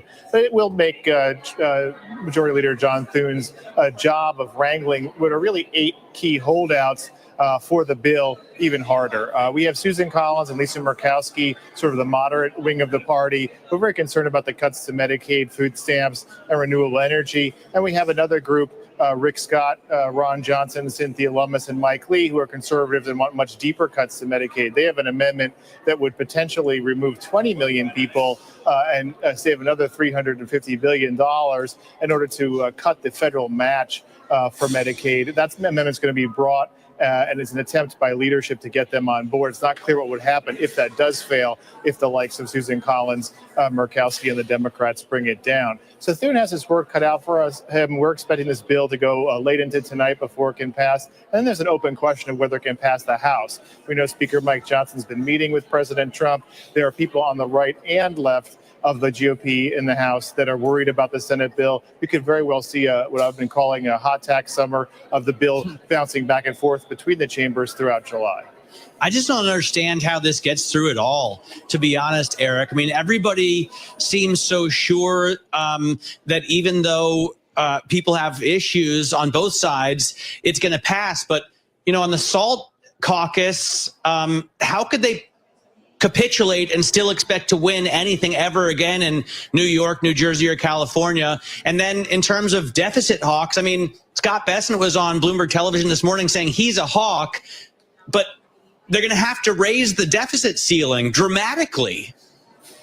Yeah, well, 2 issues there. The SALT caucus mostly has capitulated already, except for Nick LaLota. The rest of the SALT caucus is on board with this deal. It's a $40,000 cap for 5 years instead of permanently. And it did basically allow or sort of bless a workaround by some pass-through businesses in order to claim unlimited SALT.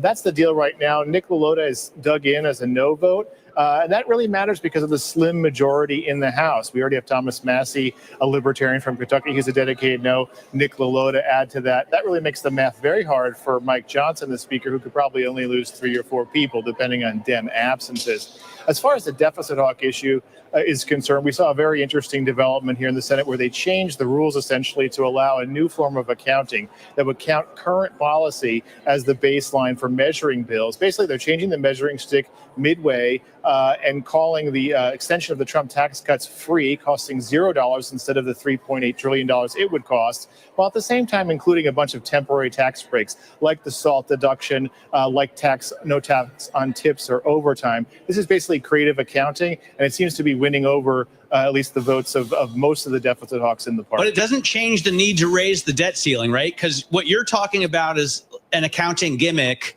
At the end of the day, we're going to have to spend more money.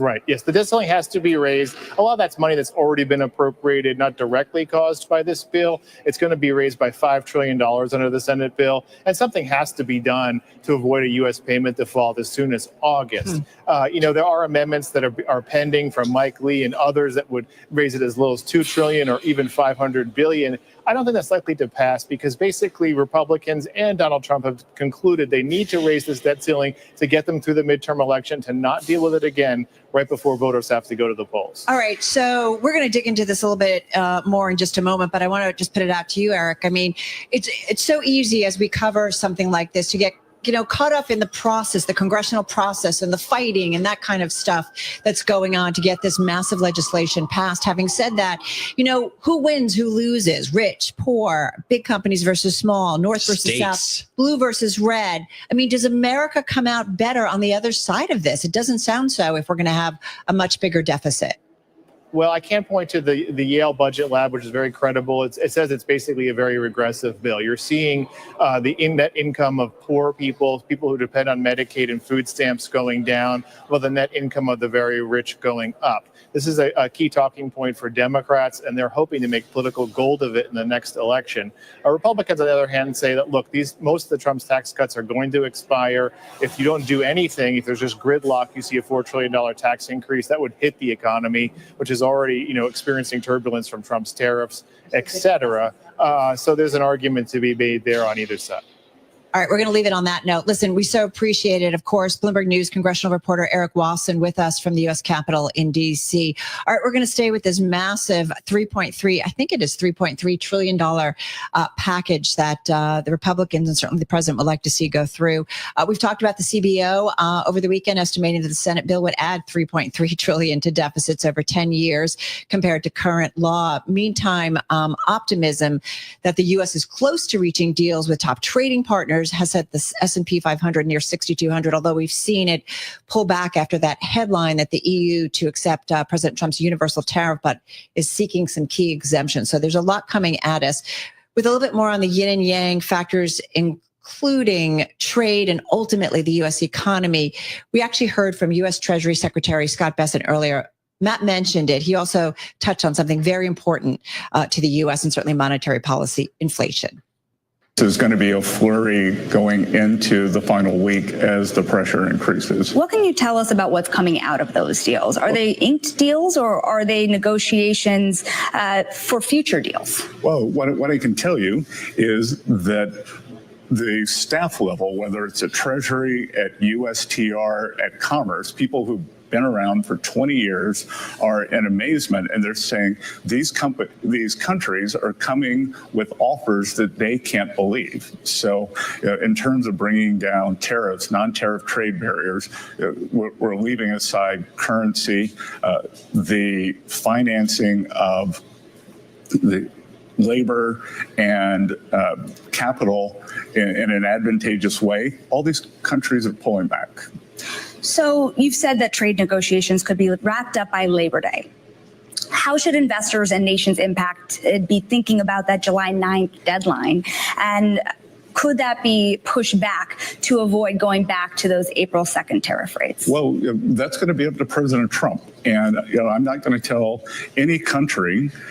We have countries that are negotiating in good faith, but they should be aware that if we can't get across the line because they are being recalcitrant, then we could spring back to the April 2nd levels. I hope that won't have to happen.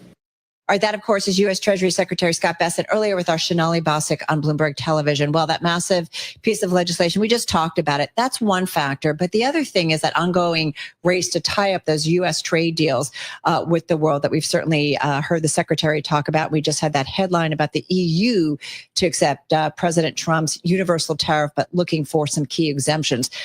Let's continue to tie this all together and what it means for the U.S. economy. Bloomberg Economics senior geoeconomics analyst for Asia Pacific, Adam Ferrer, is with us. He joins us from our D.C. bureau. Adam, a lot coming at us. First of all, that EU headline, markets took a down swing, if you will, here in the U.S. on it. What do we know about that? So, the reporting is just coming out, but it's not terribly surprising to see that the EU is making some progress after positive signals over the weekend to try and solidify something in the realm of a trade agreement by the July 9th deadline. The outstanding question really had been whether, one of the outstanding questions had been whether the EU would accept the 10% baseline without retaliating against the United States, which had been previous policy. This news, honestly, is good news for those looking for a deal. It shows that in Brussels, they're very committed to finding a way to an agreement. However, the sticky factor here remains that question of sectoral tariffs and what exceptions and exemptions will be provided, as you mentioned in the intro. In terms of, good news versus bad news, I think a lot of the market would prefer no tariffs rather than the baseline. Is there any way that the EU is going to lower, for example, the tariffs it charges the U.S. on goods like cars and trucks? So I think that's absolutely on the table. But, given the EU dynamics and the pushback within the different countries within the bloc, I think we still don't know where that's going to land. I think a lot will depend, again, on what the United States is willing to give. We just heard in this intro from Scott Bessent, who kind of outlined a lot of the problems that have persisted in these negotiations, a complete lack of understanding of where they're going to end, and the fact that no matter what they discuss or agree to in the room, the president has the final say and could change his mind. So I think this has left many in capitals around the world questioning what they should give and when, and how reliant they can be on whatever they agree to.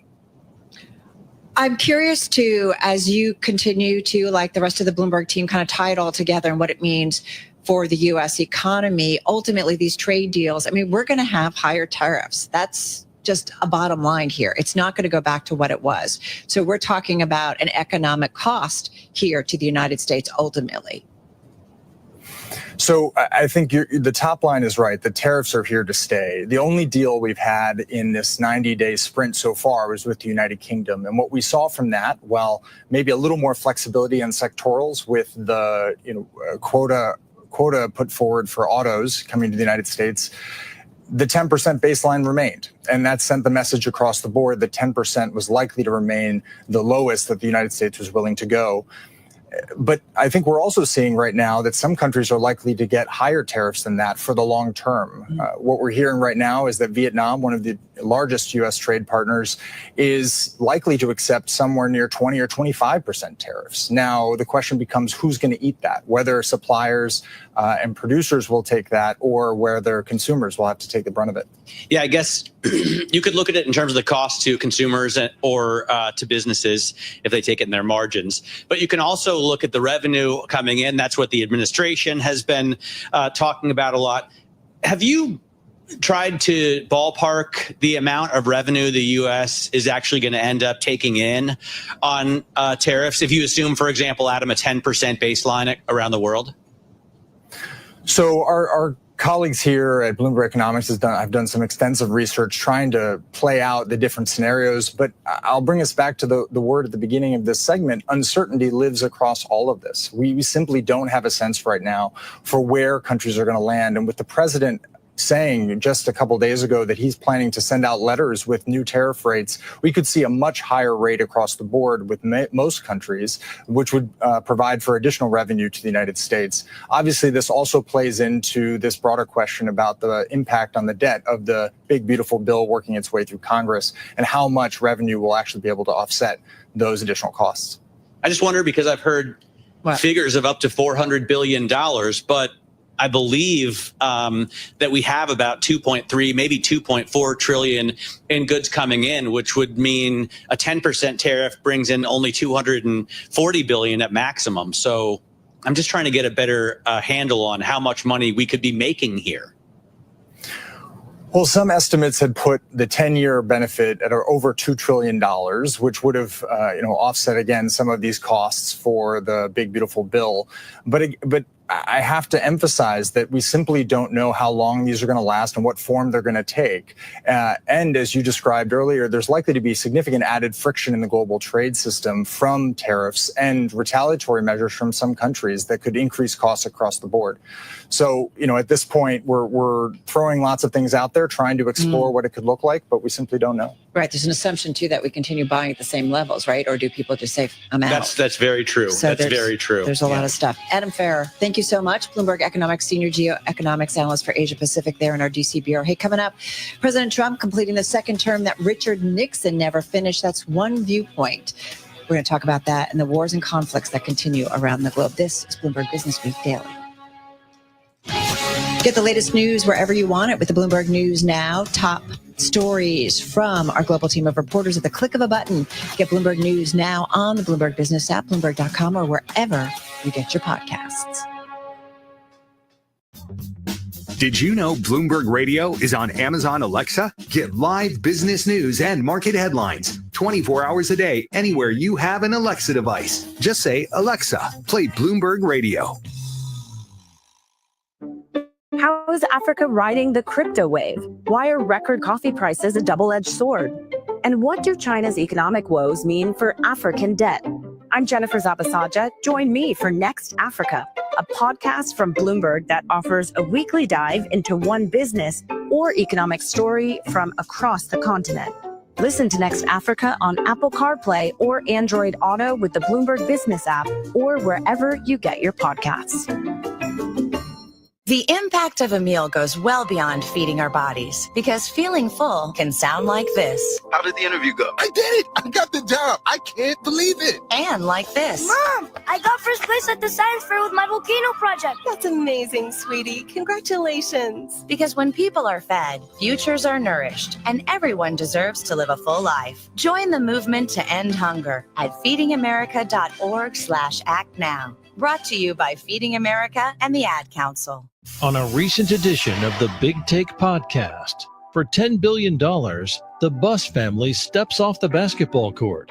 Host David Gura and Bloomberg sports business reporter Randall Williams break down the sale of the Los Angeles Lakers. Let's talk about the deal, and it's hard to get past that headline number, but at this point, what do we know about the terms of it? Jeannie Buss, who is Jerry Buss's daughter, is going to stay on as governor of the team, and what that means is that she's going to have a day-to-day role in managing things. Okay. So the governors of the team attend the Board of Governors meetings. They vote on various things. So Mark Walter is still going to be the owner of the team, but he's not going to be at all these meetings. Now, I'm sure he's going to be well informed, and he's going to be spending his dollars wisely to bring in different free agents to, I'd say, diversify the business. We don't know exactly how the deal is structured just yet. We just know that they agreed to a $10 billion purchase. And at some point, Mark Walter will take over, but it's not going to be for the foreseeable future. Who is Mark Walter? I mean, he doesn't have the kind of lore or legend of Jerry Buss, certainly. And he's now kind of fashioned himself as this kind of king of LA sports. He's an extremely rich guy. Let's start there. He started Guggenheim Partners, which made all his money there, and then eventually purchased the Dodgers. And for LA natives, this is a great sign because Mark Walter has spared no expense to spend on the Dodgers. To introduce the newest member of the Los Angeles Dodgers, Shohei Ohtani. Now you bring someone like him into the Lakers, and what this means, like, this isn't going to affect salary cap. Like, you're not going to be able to pay players more than anybody else, but you might be able to renovate a training facility. You might be able to invest more money into the crypto.com arena. You're just going to be able to spend more cash to make LA an even more desirable market than it already is. That's what's on a recent edition of the Big Take Podcast. Listen to the full episode on Apple, Spotify, the Bloomberg Business app, or anywhere you get your podcasts. It's 2:21 on Wall Street. We do check markets all day long here at Bloomberg. President Trump says he will sign an executive order terminating U.S. sanctions against Syria to boost that nation's struggling economy and support the new government. Also, the European Union is willing to accept a trade arrangement with the U.S. that includes a 10% universal tariff on many of its exports, but wants the U.S. to commit to lower rates on key sectors. U.S. stocks higher right now. Final trading day of the first half. Yes, we move on to July. We've got the S&P up 13 now, up 0.2%. Dow Industrials up 143, up 0.3. NASDAQ up 46. That is a gain of 0.2%. On an update for the rest of the market, the Bloomberg Mag 7 index is struggling with that index down now by 0.4%. 10-year 4.23%, 2-year 3.72%. Gold up $23 the ounce, up 0.7%.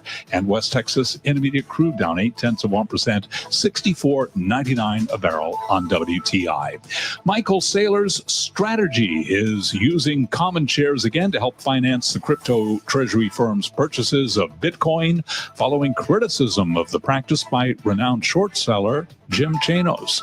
The company was formerly known as MicroStrategy. Shares right now up by 6%. Again, recapping, S&P up 12, up 0.2%. I'm Charlie Pellet. That is a Bloomberg Business Flash. All right, Charlie, thank you so much. Carol Masser, along with Matt Miller, Matt in for Tim Stenovic on this Monday. Hey, can you believe it was about a week ago that we were focusing on the Middle East and the U.S. strike on Iran? Yeah. It was pretty intense. I actually heard Tim go through the whole timeline on Friday, which I thought was a fascinating replay because we're right back to where we started, right? Oil shot up to $81 a barrel on Sunday night, and we're back at like 67 right now. Yeah, I'm just like kind of amazing the trip that we've already taken. And here we are today talking a lot about what's going on in Washington. We also had the NATO meeting of leaders last week. The Middle East, tariffs, military spending, and the Russia-Ukraine war were certainly some of the things that came up there. The war between Russia and Ukraine, it is now in its third year. Ukraine saying Russia fired a record 537 missiles and drones in a massive attack overnight. We also had a headline just a little while ago, a story crossing the Bloomberg, that President Trump will sign an executive order today terminating the U.S. sanctions program against Syria. That is according to White House spokeswoman Caroline Leavitt. So a lot going on geopolitically. We wanted to broaden out a little bit today. So delighted to have back with us Ed Price, former British trade official, now non-resident senior fellow at NYU, New York University. He has advised members of the European, also British parliaments, a former British trade official, and he writes often about politics, economic policy, and more. He's with us remotely from upstate New York. Ed, good to have you here with Matt and me on this Monday. I want to jump right to, there's so much going on, but you write in President Donald Trump's efforts to reshape the nation have roots in Richard Nixon's unfinished presidency. How so? Well, hi and happy Monday. It's because of two dates, 1971 and 1974. 1971 was, of course, the Nixon shock, which was effectively the transition from a dollar that made reference to gold to a dollar that didn't, which is fiat currency. And 1974 is when Richard Nixon's presidential career came to an end. Of course, in that year, he resigned after Watergate. And so what I mean by that is that the two underlying currents behind today's news, I would contend at home, are effectively a dollar story and a fiat dollar story. And on the other hand, the centralization of presidential authority and power that Nixon attempted and failed at, but that it seems Trump so far has had a better run at. Right. Nixon said, if the president does it, that means it's not illegal. And Trump has certainly said that in various ways over the past 8 years. What about Nixon's resignation? I mean, it seems that Trump has gone the other way, right? Nixon was caught doing something illegal and kicked and screamed and left, and Trump has been sort of kicking and screaming and turning it into something that was okay. If you look, for example, at January 6th. Yes, January 6th was egregious, and yet it stands. And I think that hints at how if Watergate happens today, nobody would blink, right? I mean, somebody busting a safe open and lying about it simply wouldn't make the news. Not even blink. I mean, they would celebrate it, right?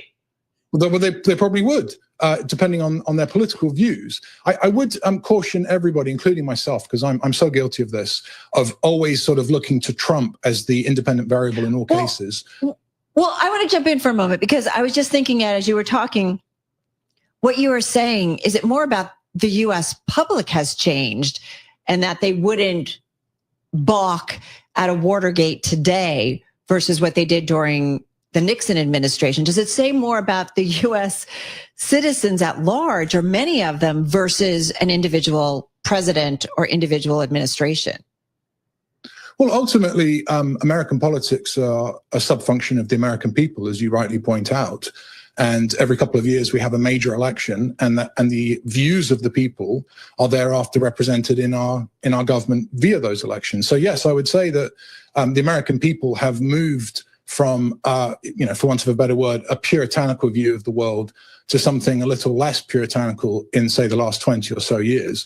But it's also a function of the Supreme Court, because as Matt just mentioned, when Trump says that his own version of if the president does it, it's not illegal, the Supreme Court has effectively said that for him too, when it ruled that anything within his official remit is not subject to prosecution. So there's a shift, I think, in the presidency, the people, and the Supreme Court. I wonder how you feel about in a sense, the state and local tax deduction debate as an outsider looking at the balance that the U.S. Founders intended between state and federal power. My reading of this, because admittedly I don't like paying this much money, is that it's federal overreach, undue federal overreach to cap the state and local tax deduction, because they're impinging on states' rights to sort of taxation autonomy. But no one else seems to talk about this at all. Do you see the power shifting to Washington and away from state capitals? I do, as a broad theme, and I know you enjoy paying taxes, Matt. So I'm sorry to hit that's an ongoing problem for you.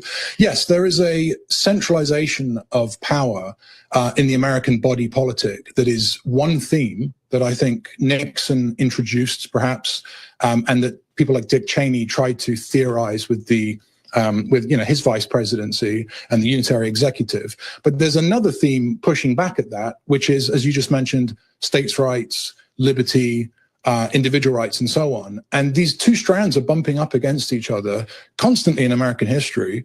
But it seems that in 2025, they're bumping into each other with ever more friction. You know what I wonder too? I mean, the U.S. is by far still the largest economy in the world. And I know that is the current situation. Those mantles can change, but it is still significant, even, significantly still above the second largest, which is China. So I understand that its prospects could be dimming based on the actions of the current administration. At least some might say that. But I do wonder, because of that, and still having the most liquid markets, or, you think about the treasury market, still very liquid. And I know you've got some very significant thoughts about the diminishing of the dollar. And we saw the dollar eyeing its longest monthly slide since 2017 as we wrap up the month of June. I mean, does that just by size alone, Ed, though, continue to make the United States a pretty dominant presence in the global economy, and not just economically, but politically? Well, yes and no. I mean, it's not just a monthly slide. The dollar has had its weakest start to a year since 1973, losing over 10%. I read that in the FT this morning. And in 73, I think it was 15%. So there are signs in the data and anecdotal reports of a weakening demand for the dollar. But that's a double-edged sword, because, as you rightly say, the US is present in the world. It is primarily present through the dollar. That was Nixon's decision. He was faced with a choice between continuing to supply the dollar as accords global demand, and that required a fiat currency, or not, and pulling back into a dollar supply that would be more appropriate for the US economy. He chose the former, but that's good until it's bad. right? And we don't know the horizon at which investors, other countries, sovereigns, pension funds, central banks will really take a look at the dollar itself and say, we don't buy it as a store of value anymore because it's oversupplied. So that oversupply does keep the global economy ticking. It keeps Uncle Sam's presence all over the world. But there is a day not too far in the future where inevitably a preponderance of people will really scratch their head about whether the dollar is actually worth what it says it is. I will say that if you back out and look at the dollar as measured by either the DXY or the Bloomberg Dollar Index over the last, say, 25 years, we're still well above the average and at relatively high levels. But I see this in treasuries as well. You know, as Federal Reserve independence is threatened, and maybe Donald Trump can't do anything to Jerome Powell, but Paul Tudor Jones told us last week that he expects Donald Trump to put the yesest yes man in charge of the Fed as soon as he can in 2026. The market doesn't care. They're still buying treasuries, and the 10-year yield is back down to 4.25%. Well, I guess it's like a dualism, isn't it? Because while the good times are rolling, the good times are rolling. This is Hyman Minsky, but as they're rolling, the bad times are storing up. And if people still look at the dollar and say, everything's tickety-boo, we'll keep buying it, it's still the best game in town, then de facto it is, because it's reflexive, and that's what they're doing, and they're creating their own reality. But I mean, we would be very silly to look at Trump's antics with regard to Jerome Powell and see anything other than an assault on central bank independence. And frankly, if I was in the Fed, I'd be hopping mad, because they've just pulled off a soft landing. Admittedly, they haven't got inflation under control in a way that they might like, but they did a pretty good job with soft landing. And then along comes so-called Liberation Day and all these other announcements that are really sending minds racing as to what the future of US economic data is. But I can see your point. The dollar is the dollar. It is doing well now. It will continue, but at some point, something's going to happen. One thing I do want to ask you, and it's still happening now in its third year, is the war between Russia and Ukraine. Ukraine saying that Russia fired a record 537 missiles and drones in massive overnight attacks. It keeps going on. And I always get worried a little bit, Ed, you know, as we kind of run from the shiny new old thing to the other shiny new old thing. And we kind of are doing that a lot, especially, I know, in terms of our coverage. Sometimes it's domestic news, sometimes it's geopolitics, trade, tariffs. Top of mind for you as we continue to see this war unwind. And it does feel like the world is growing a bit wary in terms of supporting it. Yes, this war was Putin's choice. The fact that there is a war in Ukraine was Putin's choice. The fact that the war continues is not his choice. It's the selection of other countries. It's been the selection of Iran that helped him build his own domestic drone program. It's been the selection of China and North Korea, who have respectively helped him with materiel and now men. And I'm afraid to say that it's also the selection of the United States and Europe, because we were in a position earlier in this war to take a different strategic approach, to provide long-range weapons, for example, to Ukraine, perhaps even to send peacekeepers. I know I'll get some emails for having said that on your show, but it's an international agreement to let this thing continue and to let Ukraine bleed out. And I, for the life of me, don't understand why A, Biden accepted the nuclear threats and framing of Putin, and B, President Trump doesn't seem to want to end it the way he could. We never have enough time. Hey, great to check in with you. Ed Price, former British trade official, non-resident senior fellow at NYU, joining us on this Monday. When we come back, what some folks were watching, including Matthew Miller, and not watching this hot and steamy weekend. We're coming back on Bloomberg Business Week Daily. Do not go anywhere. CBS News Brief. Senators on Capitol Hill today are considering proposed amendments to President Trump's tax and spending bill. The Republicans have an eye on the calendars. The president's deadline of July 4th nears. CBS's Nicole Killian. This is really an opportunity to work through a number of different amendments to the bill. Oftentimes, Democrats will use this as an opportunity to message against the bill. The jury in the sex trafficking trial of Sean Diddy Combs began deliberating today. Our Katrina Kaufman is covering. All of these weeks of testimony, 34 witnesses, they are going to be deciding whether they ultimately think that Sean Combs is guilty of these crimes. The Justice Department has announced what it's calling the largest healthcare fraud takedown in history. The FBI's Christopher Delgado. Over $14 billion in alleged fraud was billed to Medicare, Medicaid, and private insurance program. On Wall Street, stocks are higher today. CBS News Brief, I'm Cammie McCormick. From the state courts Tell us a little about the facts of the case. to the Supreme Court, Can Congress force a judicial code on the justices? June Grosso delivers your legal intelligence. Multiple lawsuits were filed against the emergency rule. The Bloomberg Law Podcast. Is the toughest hurdle for prosecutors proving Trump's intent? Listen live weeknights at 6 Eastern on Apple CarPlay or Android Auto with the Bloomberg Business app or anywhere you get your podcasts. Bloomberg Podcasts. Context changes everything. I'm Shonali Basak, and I have a new show. It's called Bullish, and it's about the future of Wall Street.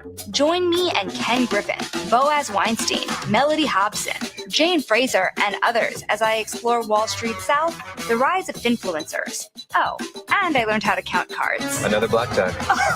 Oh my God, this is amazing TV. Watch Bullish Tuesdays on Bloomberg.com or tune in live at 6 p.m. Eastern on Bloomberg TV and 8 p.m. Eastern on Bloomberg Originals. This is a Bloomberg Money Minute. More than half of Americans say inflation is impacting their 4th of July plans. But despite that, Wallet Hub says we're still expected to spend close to $9 billion on food, with an estimated 750 million pounds of chicken and 150 million hot dogs going into grocery carts this week. More than 3 in 5 of us plan to attend a cookout or picnic, while 41% plan to see fireworks. Starbucks is celebrating Independence Day by adding red, white, and blue beverages to its menu tomorrow. The summer berry refreshers will only be available for a limited time. That also goes for about 30% of the menu. That's expected to go away by September. This is the week Krispy Kreme donuts come off McDonald's menu. Both companies announced earlier this month they were dropping their partnership. Krispy Kreme says it just could not cover the added costs. Stocks are up between 0.2% and 0.3%. I'm Nancy Lyons, Bloomberg Radio. Bloomberg Radio, on demand and in your podcast feed. Latest edition of the Bloomberg Intelligence Podcast, a conversation with Anurag Rana, Bloomberg Intelligence technology analyst, on Oracle's big money moves. We think this is part of the Stargate contract. This is something that's going to flow from OpenAI, the combination between SoftBank, Oracle, and OpenAI. So if you remember, there was a big deal, just I think a day or two after the president took office, where Larry Ellison got on TV and talked about it. We think this is a byproduct of that. How is Oracle matching up with its competitors? I mean, I know it's gained traction for renting out computing power over the internet. And of course, it's been targeting a lot of its clients that are focused on AI there. But how does it look in comparison to peers? Yeah, I think, it was really, go back a few years, it was, to be honest, non-existent. About 3 years ago, so the revenue was, just a handful of $1 billion or so compared to, somebody like an AWS, which is now running at a run rate of over $100 billion. So, but this, if you look at it, in last year alone, Oracle's infrastructure as a service business, which is what we look as the proxy for their cloud infrastructure business, had revenues of about $10 billion. So and then here comes a contract that in 3 years, they will have $30 billion annually from just one customer. So you could see just the overall what's happening with AI, what is really need so much of computing power to run these models. And this is, again, they are going everywhere, but Oracle is, one of the bigger beneficiaries over here. Hear the full conversation on the latest edition of the Bloomberg Intelligence Podcast. Subscribe on Apple, Spotify, and anywhere else you get your podcasts. Plus, listen anytime on the Bloomberg Business app and Bloomberg.com.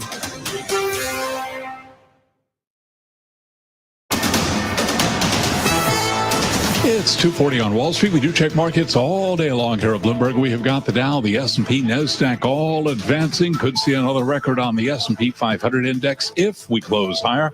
Right now, up 6 to 61.79 as we wrap up the first half of 2025. Right now, looking at a gain of 0.1% on the S&P. NASDAQ, we're going to call that little changed, up just 9 points right now, up less than 0.1%. The Dow up 103, higher by 0.2%. Mag 7 index slumping 0.7%, with the 10-year 4.22%, the 2-year 3.71%. Spot gold up $24 the ounce to $32.98, up 0.7%. And West Texas Intermediate crude down 0.7%. WTI 65.06 a barrel. The UK's antitrust watchdog says Boeing's $4.74 billion deal to buy Spirit AeroSystems Holdings will face UK antitrust investigation. Boeing announced the deal late last year. Boeing shares today are slumping 2.8%. Spirit AeroSystems down by 1.4%. Recapping, S&P 500 index now paring its gain to just 5 points, up by less than 0.1%. I'm Charlie Pellet. That is a Bloomberg Business Flash. All right, Charlie, thank you so much. You are listening and watching Bloomberg Business Week Daily on this Monday. Carol Massar, Tim is out this week. Matt Miller is in the house. And I feel like this is a gift. Did you take off your glasses? I did. Yeah. You're kind of messing with me. Well, you can't do that. Here's like the thing. Two-thirds of the way through the show. I didn't have to start wearing glasses until I was like 46, 47. Yeah. And I still don't like it. You know? I know, but I'm like, okay. So I have to wear them to read stuff that's close, but I don't need them to see the camera. Do you remember one time I changed my part and you were like thrown? I don't know if you remember this, but you take off your glasses and I'm thrown a little bit. In a good way. We digress. All right, let's talk about some stuff that was happening over the weekend. It was a hot one. I bet a lot of people went to the theaters because it was cooler there. And in fact, one of the films that benefited, actually, it was at the box office, but couldn't you also watch it? Could you watch it on streaming too? I don't think so. No, okay. I went to see it in an IMAX theater, as one should with a Maybe movie it came like up on this. my app that like you could buy the ticket or something on Apple or something. I'm sure you could buy the streaming ticket ahead of time, but I suggest like a movie like this, you have to go watch it in the theater, right? Okay. Well, unless you live in the White House or something, you just don't have a good enough sound system. It's Dolby Atmos. Anyway, Apple's new Formula One car racing film F1, it did really well at the box office, $55.6 million in the U.S. and Canadian theaters. Check it out if you haven't already. But over on Netflix, Squid Game didn't do so well. Let's get to media and what happened over the weekend. Bloomberg Intelligence Senior Associate Analyst Kevin Neer is in the house, joining us here on Bloomberg Business Week Daily. Great weekend for F1. Yeah, it was a solid opening for F1. I mean, you just mentioned, all the marketing that went into this movie. Big bet for Apple. This is their highest budget theatrical release ever. And it's off to a great result. It's not outstanding by any means. Is this the first theatrical release for Apple? No. This is their fourth, I believe. They had Killers of the Flower Moon, Napoleon, Argyle. This is the only one they're releasing this year. What a flop. Yeah. Argyle, too. I can't believe that was made for DVD, that movie. Flower Moon was a little bit better, but so you haven't seen this. I haven't seen it. I did watch the haptic trailer, which I was talking to you about. I know that's not the same thing as doesn't really count having seen the trailer. It's a 3-hour movie. But your phone shakes. It's really cool. You felt the trailer. Tell us. Yeah. You saw it. Why did you like it? And I think, and Kevin, tell me if you agree. I think for a normal person who's not immersed in motorsport and racing, it was pretty good. In terms of, other Brad Pitt films, it's certainly no Benjamin Button. It's not like a great script. It wasn't star-studded. He was the only major name other than Thelma and Louise? No, Thelma and Louise is far better, I think. Okay. But for a weekend blockbuster with a lot of popcorn and a ton of people, for that, it's perfect. Yeah, it's a great movie. I think that going into the weekend, a lot of people were talking about this movie as if it's going to be maybe like the dad movie of the summer, kind of what we saw with Top Gun Maverick a couple of years ago. Obviously, the same production team. And it remains to be seen whether this will have a great full run. But yeah, exactly as you're saying, solid cast, great. And then they leaned really hard into the IMAX of it all. So really overperformed on those IMAX screens. $55.6 million doesn't seem that much to me. How much did it cost to make this puppy? It's been speculated on 200 to 300 around that ballpark. Okay. Which is a lot. $56 million. Certainly not going to make all of its money back in one weekend. Now the question is, will it really have those legs and continue to bring people back to the theaters week after week? But of course, this is just part one, right? So just the theatrical is one revenue stream. They'll still have streaming down the road. Well, and I'm guessing how you see it, Matt, you keep talking about kind of what kind of screen you need to see it. You actually talked with the producer, F1 producer, you and Hannah Elliott, Jerry Bruckheimer. Just before we play a little bit of sound, give us some setup here. Well, yeah, we talked to Jerry Bruckheimer because, we had talked to Toto Wolff earlier. Oh, right. Who is the CEO of Mercedes-AMG F1. Yeah. And he worked on it. He actually makes a cameo in the movie, but his character is essentially played by Javier Bardem. And he said, you guys should talk to Jerry. So Hannah, Elliott, and I, we have a podcast called Hot Pursuit. It's all about cars. And so Hannah got him, and we asked him, where you should see this movie, why he's making it, what does it mean to his legacy? Listen to what he had to say. For this movie, you want to see it on the biggest screen possible. You want to go to IMAX. You want to hear that Dolby sound, that Atmos. It's just so experiential to be part of it. It's a thrill. If you want to go and have a thrill for a night with your wife or your girlfriend or your friends, this is the perfect outing. It's something that's gives you a lift, makes you feel good, takes you away from the chaos in the world for over 2 hours. And that's what we try to do. I thought it was definitely a thrill for most of the people in the theater. Better than Top Gun Maverick, not as good as Armageddon. It's an interesting list you got there. No, that's just Bruckheimer. I'm just looking at Bruckheimer movies, right? You like to rank, right? Yeah. Okay, go. It's a long movie too, right? So obviously 3 hours, yeah. Yeah, so that kind of limits the show times, limits the amount of people you can actually get into those theaters and turn them over. I mean, the question for this movie, obviously, we all wanted to know how the movie is going to perform over the weekend. Right. But this kind of enters into the broader discussion of what is the appetite for Formula One in this country? Obviously, you've got the F1 fans, the hardcore fans came into the theaters, but the F1 US media rights are coming up for renewal this year. ESPN has those rights until the end of the year. The question is, who's going to take them? Is it going to be an Apple? Is it going to be a Netflix? Is it going to be a Disney? I do feel like F1, I don't know, Matt, it just feels like in the last couple of years, it's just taken off in a big way. But you saw the movie. Because of Netflix, right? I watched racing car movies, and if it's a good story, it's kind of fun. Is this a movie that's going to appeal to a lot of people? I think it'll appeal to a wide swath of people, and they did an amazing job filming the racing scenes. Apparently, Brad Pitt and a lot of the others had practiced driving for months. That was part of Pitt's demands, and I bet you Apple spent a hell of a lot of money on that because he loves to drive. He loves racing, and he's been a huge fan. What would you say are the top, Kevin, Brad Pitt movies? I'm looking through, and I think Seven obviously is up there, right? Moneyball was pretty amazing. Michael Lewis's Moneyball. Yeah. I love Fury. Interview with the Vampire. Fight Club, classic. What about you, Carol? You already mentioned Thelma and Louise. Is that as far as you go? All he has to do is just kind of stand. True Romance is a great bit role. I loved Once Upon a Time in Hollywood. Once Upon a Time in Hollywood is also by the way, movie. that brings me to an amazing point. I think it's an interesting point. I thought he looked great in Once Upon a Time in Hollywood and still normal. And now it looks like he's got some filler. He's doing some surgery. I don't know what it is. Do you know what it's we should known? all be so lucky. They're to saying look it's like Brad Pitt. do you know they're saying it's highest grossing film? Do you know what it was? Highest grossing film? World War Z. Oh, love that movie. Yeah. Love that movie. All right. Zombies. All right, we got to run. We didn't get time to talk Squid Game, but not so good in terms of Netflix. It's horrible. All right. Another time. Kevin, thank you for putting up with us. Kevin Neer, he's Bloomberg Intelligence Senior Associate Analyst, joining us here in studio. Do want to mention a headline? Legends of the Fall. Legends of the Fall. That would have to be my favorite Brad Pitt movie. Can you hold for a moment? Sorry.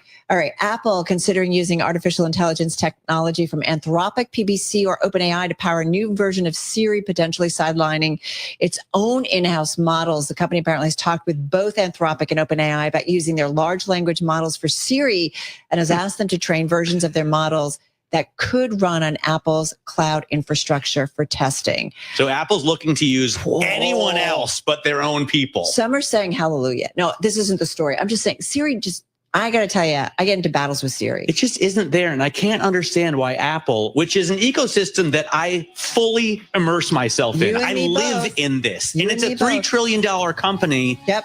Why can't they do it with Siri? Apple looked like it popped a little bit on the stock, but it's back down about 0.4%. So we'll continue to dig into that story. Do not go anywhere. Check on some of the stocks on the move, including maybe Apple, when we continue. This is Bloomberg.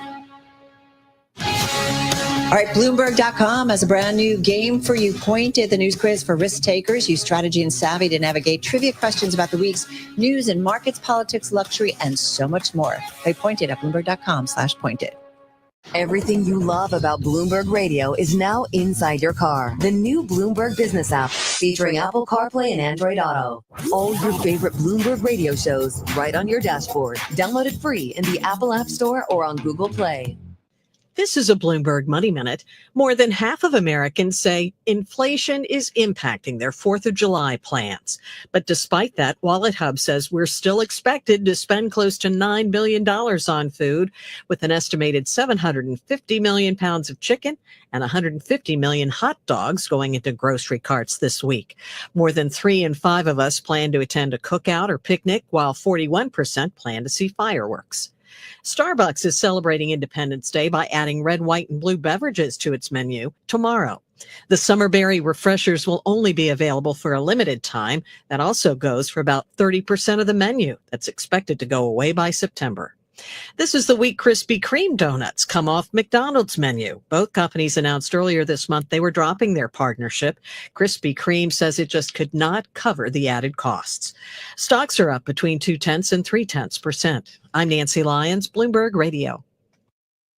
Get the news you need to start your day in just 15 minutes. China signed a trade framework with the U.S. The latest developments in the war in Ukraine. Wake up with Bloomberg Daybreak U.S. edition. A new Trump administration travel ban. Darren Judd, yet another home run. Available now on your podcast feed. Each weekday morning at 6 a.m. Eastern. President Trump taking aim at Jay Powell. Subscribe to Bloomberg Daybreak U.S. edition on Apple, Spotify, and everywhere you get your podcasts. Bloomberg Radio. Context changes everything.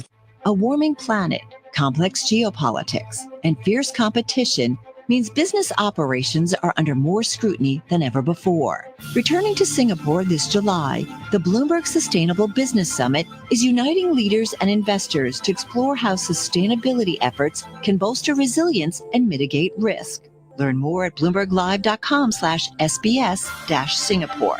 That's bloomberglive.com/SBS-Singapore. Get the news you need to start your day in just 15 minutes. China signed a trade framework with the U.S. The latest developments in the war in Ukraine. Wake up with Bloomberg Daybreak U.S. edition. A new Trump administration travel ban. Darren Judd, yet another home run. Available now on your podcast feed. Each weekday morning at 6 a.m. Eastern. President Trump taking aim at Jay Powell. Subscribe to Bloomberg Daybreak U.S. edition on Apple, Spotify, and everywhere you get your podcasts. Bloomberg Radio. Context changes everything. This is Bloomberg Business Week Daily with Carol Masser and Tim Stenivek on Bloomberg Radio and Television. All right, everybody, we are coming up on about an hour to go until we wrap up the trade on this Monday. He's so distracting. I just, listen, you know it's not me. A lot of clients are writing in you. with You're the only Brad other Pitt one movies besides Alex that in I the room. missed. And there's so many. Inglourious Bastards was obviously his part in that, especially, is amazing. Snatch, the talent, the skill that it takes to play that part. It actually reminds you what a range this dude has. Yes. He's Fury. beyond being, a pretty face. And then Fight Club is the one that I missed, obviously the main one. I also thought Burn After Reading, he had a bit part in that, or not a bit part, a big part in that. He had a bit part in The Big Short. I love The Big Short. More than one Michael Lewis. I love The Big Short. The thing is, Brad Pitt, like almost every movie he's in. There's also Ocean's 11. Is great. He's amazing in that. I know. All right, guys, just real quickly, S&P 500 right now, we're off our best levels of the session, still up about 11 points on the S&P 500, Dow up 139 points, NASDAQ 100, a gain of 69 points. I'm Carol Masser, along with Matthew Miller, in for Tim Stenivek. Let's take a look at some stocks on the move today. With us is Bloomberg News equities reporter Alexandra Semenova. And when we take a look at some stocks that are moving today, you got to talk about, well, where do you want to start? So a little less exciting than Brad Pitt is Hyatt Hotels' real estate portfolio. They're selling 15 resorts for $2 billion. This is part of an effort to cut back on its real estate holdings and to add to its all-inclusive offerings. They've been trying to do that for years now. Tortuga Resorts, that is the joint venture of private investment firms KSL Capital Partners and Rodina. They'll be buying those properties, and the transaction is expected to be completed at the end of this year. Hyatt is also eligible to receive an additional $143 million if certain operating thresholds are met in this deal. It entered into a 50-year agreement for contracts on 13 of those 15 hotels, meaning that the company will earn fees from those properties into its loyalty programs. Now, broadly, the deal is expected to reduce volatility in its portfolio. Jefferies called it a strategic move, and Morgan Stanley analysts are saying that this removes uncertainty over asset dispositions in this current macro environment. The stock is about flat right now, is up as much as 4% earlier in the day. Yeah, a bit of a swing there, right, in terms of the trade. Yeah. You want to go to the next Robinhood. Let's so do it. This is, I'm not sure if Vlad Tenev is on tomorrow, or he might have been on the close. We'll ask Romaine when we get to Romaine, but the stock is up, and Vlad has been saying he wants to tokenize equities, and now I guess they're doing it. Yeah, that's getting a really positive reaction today, up about 12% right now. And Matt, actually, the stock is up 148% this year. Didn't realize how well it was doing. It is joining the push to trade U.S. equities on the blockchain. It is tokenizing U.S. securities to 150,000 customers in 30 countries, 24 hours a day, 5 days a week. Tokenized securities are blockchain traded assets whose values mirror the underlying equity. My favorite part of this whole announcement is that Vlad Tenev actually unveiled this in Cannes, France, at the chateau where Alfred Hitchcock's To Catch a Thief was. He went on to say that crypto is more than a speculative asset, very poetic. Exchange traded shares are available to investors in most parts of Europe right now, but advocates for these tokenized versions say that they offer benefits of equities, including dividends and stock splits. It does look like Vlad Tenev is going to be on at 3:10 p.m. I think today. Okay, on, good. So he's just about to come up television. on. Yeah. But don't close. What? But don't go anywhere. Don't go anywhere. Like, still listen to us. Have multiple screens. Yeah. Goldman Sachs, and to me, the bank stories were huge today. So not only did you have, I mean, the fact that they passed the stress test is not huge. No, huge. we expected Obviously, they're going to. And I feel like they might want to grade on the curve and just fail at least once a year. But that wouldn't be great for the economy.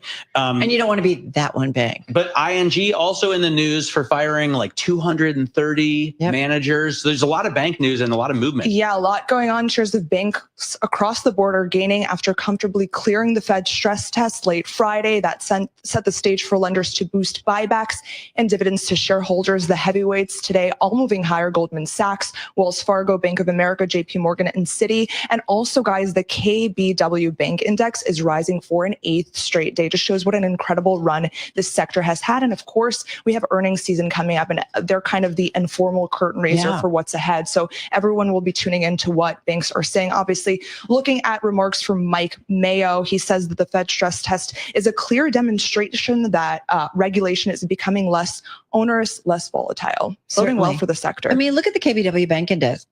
It's up about 9.5% so far this year, compared with about a 5% gain in the S&P 500. Yeah. So Financials as a group are up like 8% and Everyone change knew that this group year. would be voting well. I think they're the third biggest gainer. You have industrials as the biggest gainer year to date, right? Yeah. And then comm services, which is the hyperscalers, and then financials in third place. Yeah, they've really had some outperformance there. And most strategists I've spoken to say that that is set to continue in the second half of the year. All right, good to know. Bloomberg News equities reporter Alexandra Semenova. For more conversations like this, check out our new Stock Movers podcast, 5-minute episodes, the biggest winners and losers in the stock market. You can find it on Apple, Spotify, or anywhere you get your podcasts.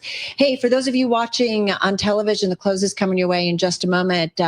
Matt and I, though, continuing right here on Bloomberg Business Week Daily. We're going to continue to track this market. We're going to talk with Joe Weisenthal about Jim Chanos and AI, and curious what odd lots. Joe has to say. I think it's fair to say we're going to talk trade. about odd lots, because that podcast has become so popular in itself that it's fair to make it a subject of discussion. I agree.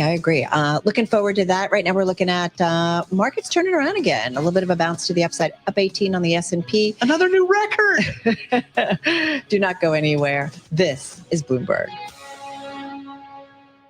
Thursday, June jobs are in focus. Non-farm payrolls getting a lift here. The unemployment rate, 4.2%. Will we see a significant downshift in employment? The labor market seems to be kind of holding in there. We are in a slowing trend. The June jobs report on Bloomberg Surveillance. This is a resilient labor economy. Thursday morning at 8:30 Eastern. Listen on Apple CarPlay or Android Auto with the Bloomberg Business app. And always on Bloomberg Radio. Context changes everything. Broadcasting 24 hours a day at Bloomberg.com and the Bloomberg Business app. This is Bloomberg Radio.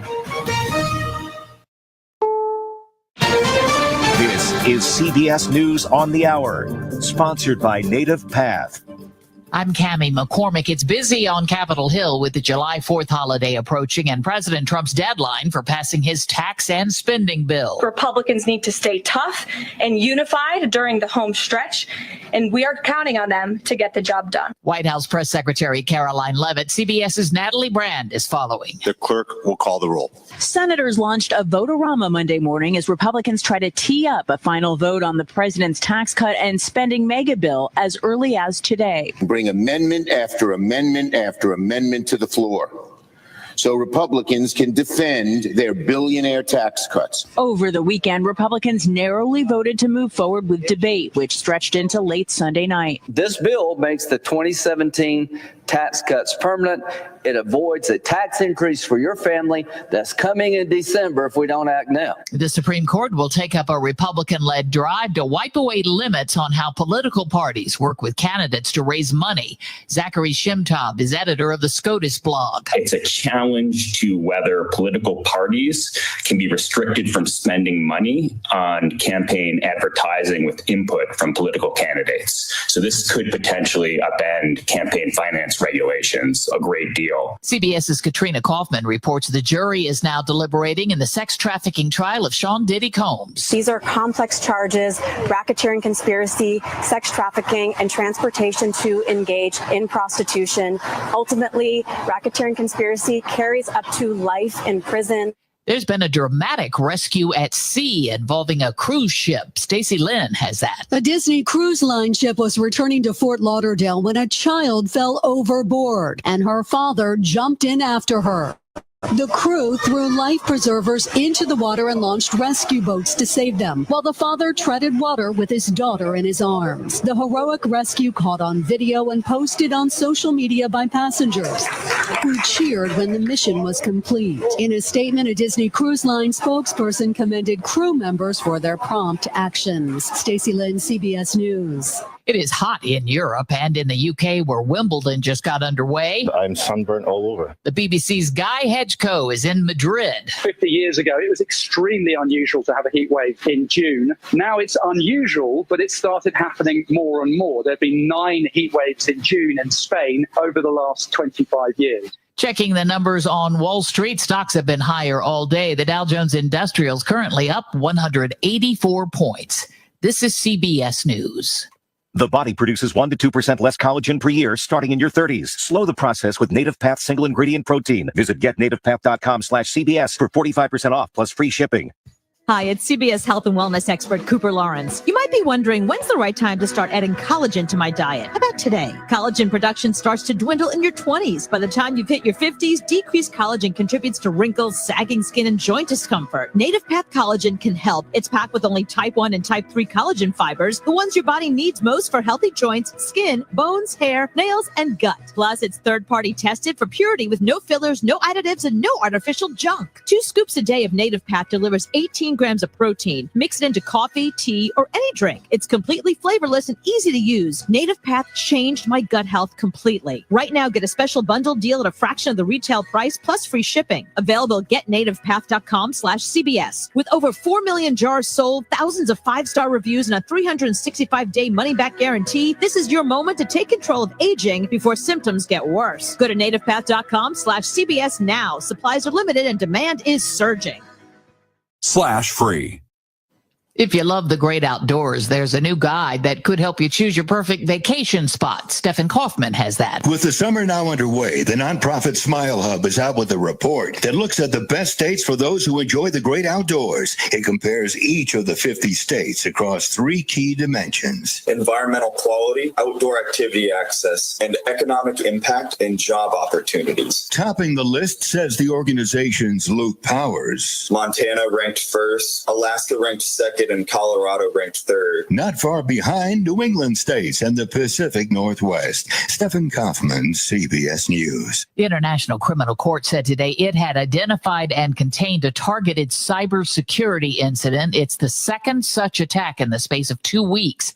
The ICC said the incident came late last week, describing the attack as new, sophisticated, and targeted.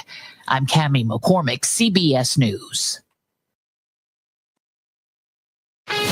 This is Bloomberg Business Week Daily, reporting from the magazine that helps global leaders stay ahead, with insight on the people, companies, and trends shaping today's complex economy. Plus, global business, finance, and tech news as it happens. Bloomberg Business Week Daily with Carol Masser and Tim Stenovec. Live on Bloomberg Radio, television, YouTube, and Bloomberg Originals. All right, everybody, welcome back to Bloomberg Business Week Daily on radio, YouTube, Bloomberg Originals. Carol Masser along with Matt Miller in for Tim Stenovec on this Monday. Tim is off this holiday shortened trading week. Having said that, Matt, we're about 54 minutes away or so from the closing bell. We're going to get ready to wrap up month of June, the second quarter, and the first half. We've got stocks taking a little bit of a leg up here in the last, 10 or 15 minutes. We've been bouncing around today. Yeah, I mean, really just bouncing back to where they were before we got that EU headline that the EU is considering taking a 10% baseline tariff, but with some key cutouts. Not a lot of detail there. So a stock's bouncing back in what are some pretty easy financial conditions, right? I mean, the 10-year yield is back down to 422. So off 5 basis points right now. Oil prices are down considerably. I mean, it's as if the U.S. bombing of Iranian nuclear plants never happened. So 1 week ago, NYMEX crude is less than $65 a barrel. Brent is below 67. So I guess from that perspective, it makes sense that we'd be back to a record again on the S&P 500, almost at 6,200. Pretty amazing, kind of the moves that we have seen in a relatively short period of time. Hey, having said that, over the next couple of hours, we're going to catch up with our Joe Weisenthal of the Odd Lots podcast, talk a little Jim Chanos and a possible maybe AI reckoning, short pullback. We'll see how he qualifies it. Also, Sam Stovall on the quarter and half that was in stocks and what's next. And then we've got an individual who is running to be the next governor of California, or wants to be at least included in that race. You know what I want to talk about? Housing? State and local tax deductions. Oh, shocking. Important for California and Californians, obviously important for New Yorkers as well. All right, we're going to talk a little AI too and the power demands. We're going to do that with the Chief Product Officer and General Manager of High Performance Computing and AI over at HPE. They've had their own news. They have been a top performer, the stock at least, in today's session. All right, let's get to Juniper. Yes. Yeah. Well done. I like when you're read in. All right, let's get to the overall trade. Let's check in once again with Charlie Pelley. All right, thank you very much. Indeed, stocks higher across the board. We've got just about 53 minutes to go until we wrap up the quarter and the first half. Do want to begin with artificial intelligence. Developing story reporting by our Mark Gurman. Apple shares they're higher by 1.1%. Apple considering using artificial intelligence technology from Anthropic or OpenAI to power a new version of Siri, sidelining its own in-house models in a potentially blockbuster move aimed at turning around its flailing AI effort. So right now, Apple shares, they're gaining by 1%. Stocks higher, S&P at a record up 2261.95 where we stand now, up 0.4%. The Dow up 193, up 0.4. NASDAQ, the composite index, also up 0.4%. 10-year 4.22% with the 2-year 3.71%.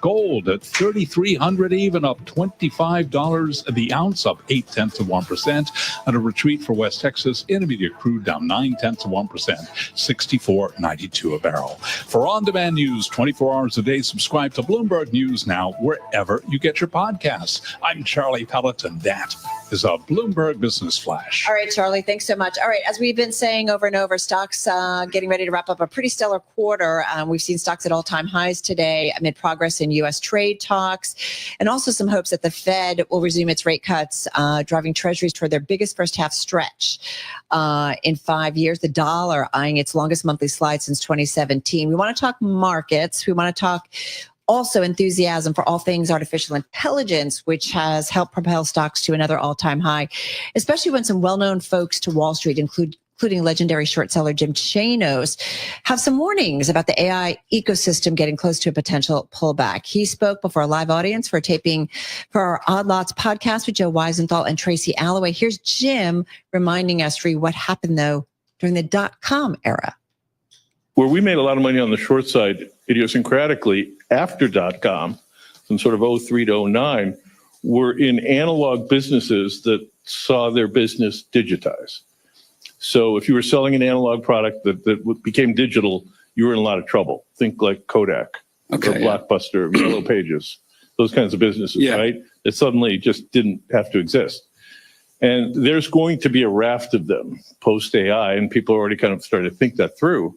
But there will be industries that are collecting what I call agency rents that will suddenly not be able to collect those agency rents. All right, that, of course, Jim Chanos with the team of Joe Weisenthal and Tracy Alloway, the hosts of the Odd Lots podcast, in a taping before a live audience for the Odd Lots podcast. Hey, Joe.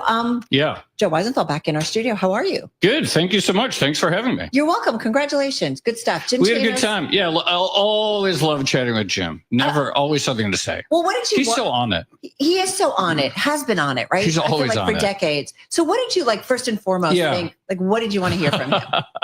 Well, he keeps getting into fights with people online about these so-called Bitcoin treasury companies. These companies that raise money literally just to buy Bitcoin. Yeah. And it's so crazy that this is a category of company that actually exists, right? It's like we actually take this seriously as a category of company. It's like, oh, here's a home builder, and here's a company that does enterprise software, and here's a company that builds airplanes, and here's a company that raises money to buy Bitcoin. And it's like, why is that a company? Because there's ETFs that exist, and you can buy Bitcoin already. And there's nothing special about, I'm going to raise money from you to make a company that, it's so... What's the value creation there? Right. What's the value creation? Although he would say, Michael would say that there's a value in the financial products that they create, as well as the software that they write. Well, I know this because I asked him last week. Michael Saylor, that is. All these funny companies are shedding their legacy businesses and just pivoting into this, in part because they say, and we interviewed Saylor on the podcast years ago, and we really should interview him again sometime, but he was like, oh, the dollar is a melting ice cube, and you're falling behind if you don't buy Bitcoin. Lots of companies do perfectly fine without owning Bitcoin because they build productive products that people actually want to buy and consume, such as, say, a Microsoft or Amazon or something like that. So it really is a little bit unclear exactly what the added value is, why any of these companies trade over NAV. It's not entirely obvious. And so, Jim has spent his whole life studying absurdities and bubbles, and he believes this is one. There are so many right now. And this is the other thing that we talk about. Tesla, Joe? Well, this is the other thing that I think is really interesting right now, which is that you could have looked at all this stuff in 2021. You say, well, this is ZERP mania, right? This is what happens when you cut rates, or this is what happens when you turn on the fiscal taps and interest rates are zero. People do a bunch of wild stuff. What's your excuse now? You have to go, to my mind, you have to go revisit all of those arguments from the 2010s era and all these things that people attributed to ZERP.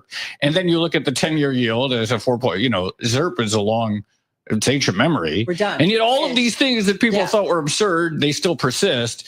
And so then we have to go revisit all of our assumptions from those times. I want to go back to, though. Hang on, can I just point out, things that are absurd can persist for a long time. Yeah, that's right. Because I remember you were telling me that Bitcoin was absurd. No, you're putting words in my mouth. $250, you were like, this is crazy. If you liked it at 1,000, why don't you buy it now? I don't remember if I ever actually said Bitcoin was absurd, but I probably did.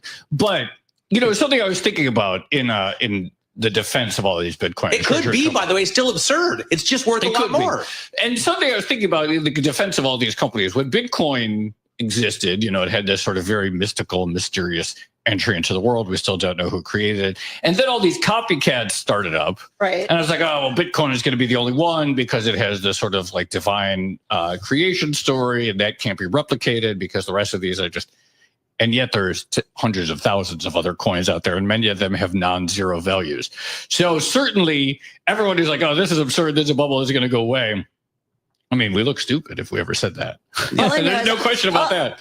All I know is I was talking to an individual over the weekend who told me, oh, yeah, I'm retired. Relatively young person. They're like, yeah, really? I invested in some Bitcoin. And I'm just telling you that is people real make money on it doesn't mean it's not ridiculous, right? So I also was I followed with interest the story of Bitcoin, but other than gold, there's no use case for it. Did you actually have Bitcoin stolen from you by showing your QR code on TV? I did, but it wasn't me that showed it. It was Adam Johnson. Oh, okay. Congratulations on the wedding, buddy. I thought it was you. Oh, he got married? He got married. I'm so happy. It was Adam Johnson who showed my private. Oh, it's your key. Got it. Yeah. Well, Anyway. you'd be retired now, too, if you had. Well, We it was only $20. All right, 2.5 minutes left because I want to get to what he had to say about AI because everybody's kind of all in and there's a lot of money sloshing around AI. Mm-hmm. He said what?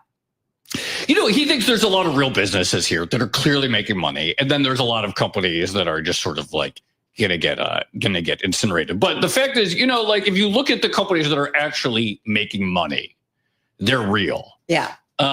There's a lot of garbage out there for certain. There's a lot of speculative mania.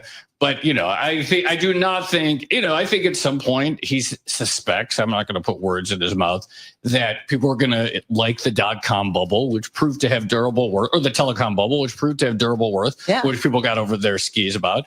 Probably some period where like, what is the return we're really getting on all of this investment, particularly from the corporate perspective? But he's not like a hardcore AI naysayer. And I think he recognizes that there are a lot of companies with serious businesses making substantial actual profit. Can we, because we've only got a minute and a half, and I want to ask about Mamdani. Go. Right? You guys talked to Zoran Mamdani. I'm talking to some clients here on the Bloomberg who are card-carrying capitalists, and they're like, yeah, maybe I'm a socialist because I liked his ideas. This is the thing. Did you leave the interview also with a different view? Well, I don't have views, but I certainly talked to a lot of people who listened to the interview and came out with different views. For whatever reason, people don't find the guy very threatening, even if he is a straight up socialist who said over the weekend, for example, that billionaires shouldn't exist. It was interesting. We asked Jim about this. He confirmed that he's been on the receiving end of calls of fellow people in the elite. This whole idea of like, oh, can we like mount a lot of capital together and really back one of the opponents, whether it's Cuomo or Adams, who we know is going to be on the general. He said he has been on the he's been a recipient of these calls. He hasn't made any himself, he says. And he wouldn't divulge like where the money is going exactly. He's like, oh, these are secret But this calls. is a guy who has asked for, called for the defunding of the police. Yeah, right? Yeah. And he wants I think rent caps. He definitely wants rent caps on the rent control departments. He feels I mean, the government should run supermarkets. Is that... He said he wants a trial. He wants a trial of one supermarket in each borough. That's not a big deal. That's the thing. So what I would say is, like, me personally, I'm very skeptical of like whether a public supermarket can move the dial on prices. But one trial run in each borough, what's it going to hurt? I have other things to worry about in my life. Exactly. I remember one grocery store in Greenpoint that took Bitcoin. They don't exist anymore. And it all comes back to Bitcoin. All right, we got to run. Joe, thank you. Thanks for having me. Always, Joe Weisenthal, co-host of the Odd Lots podcast. Still ahead, powering the AI revolution. Can it be done sustainably? That's next on Bloomberg Business Week Daily. And get the Bloomberg Business Week newsletter, BW Daily, delivered to your inbox every weekday. It's the Power of Business Week in a handy form. You can sign up now at Bloomberg.com/newsletters. Global market news changes in an instant. So don't miss a minute. Listen to Bloomberg Radio anytime, anywhere around the world on the iHeartRadio app. Tune in, the Bloomberg Business app, Sirius XM 121, and the Bloomberg Terminal. One of the most urgent documentaries of 2025 is streaming now on Jolt. Based on groundbreaking reporting by Bloomberg's Olivia Carville, Can't Look Away reveals the hidden dangers social media poses to our kids. It's invasion of your home. These kids have no safe place. The social media companies are targeting them. We're going to have several lost generations of kids. From award-winning filmmakers Perry Peltz and Matt O'Neill, watch Can't Look Away now on Jolt.film. That's JOLT.film. Substance use disorder and addiction is so isolating. And so as a Black woman in recovery, hope must be loud. It grows louder when you ask for help and you're vulnerable. It is the thread that lets you know that no matter what happens, you will be okay. When we learn the power of hope, recovery is possible. Find out how at startwithhope.com. Brought to you by the National Council for Mental Wellbeing, Shatterproof, and the Ad Council. Bloomberg Radio, on demand and in your podcast feed. On the latest edition of the Bloomberg Surveillance Podcast, Jeffrey Rosenberg, BlackRock, so much has happened between where we were 60 days ago and the tariffs and the concerns and bonds. The outlook has had to change a lot. And you've seen it in terms of what you're talking about, and in terms of the number of contributors to that piece, and trying to get the tone right. But the big issue there is still that it's relatively sanguine in terms of the rate range bound, in terms of the biggest impact, and what we talk about in fixed income outlook for the 10 years. Not as much volatility as what you've seen in, say, the equity market. Just looking at something coming off the Bloomberg news desk. The Treasury market is wrapping up its best monthly return since February. I did not know its biggest first half stretch in 5 years. So you guys aren't. People want to talk to you guys now, right? Yeah, bonds have been okay. And the big story, and Rick's talked so much about this, is the restoration of income. And part of that is just where the Fed is and the reticence to say even cut rates, but that you brought interest rates back up above the level of inflation. And for a very long time period, you just didn't have that. You had very negative real interest rates, and that was a penalty to fixed income because it propagated out the curve. And so it's a very different environment, and that, overall, in terms of interest rate moves, it's just the starting point. Fixed income is about yield, and yield is the driver of returns. It's a little bit different than equities. It's a little bit simpler, that your starting yield is your best predictor of your future return. Hear the full conversation on the latest edition of the Bloomberg Surveillance Podcast. Subscribe on Apple, Spotify, and anywhere else you get your podcasts. Plus, listen anytime on the Bloomberg Business app and Bloomberg.com.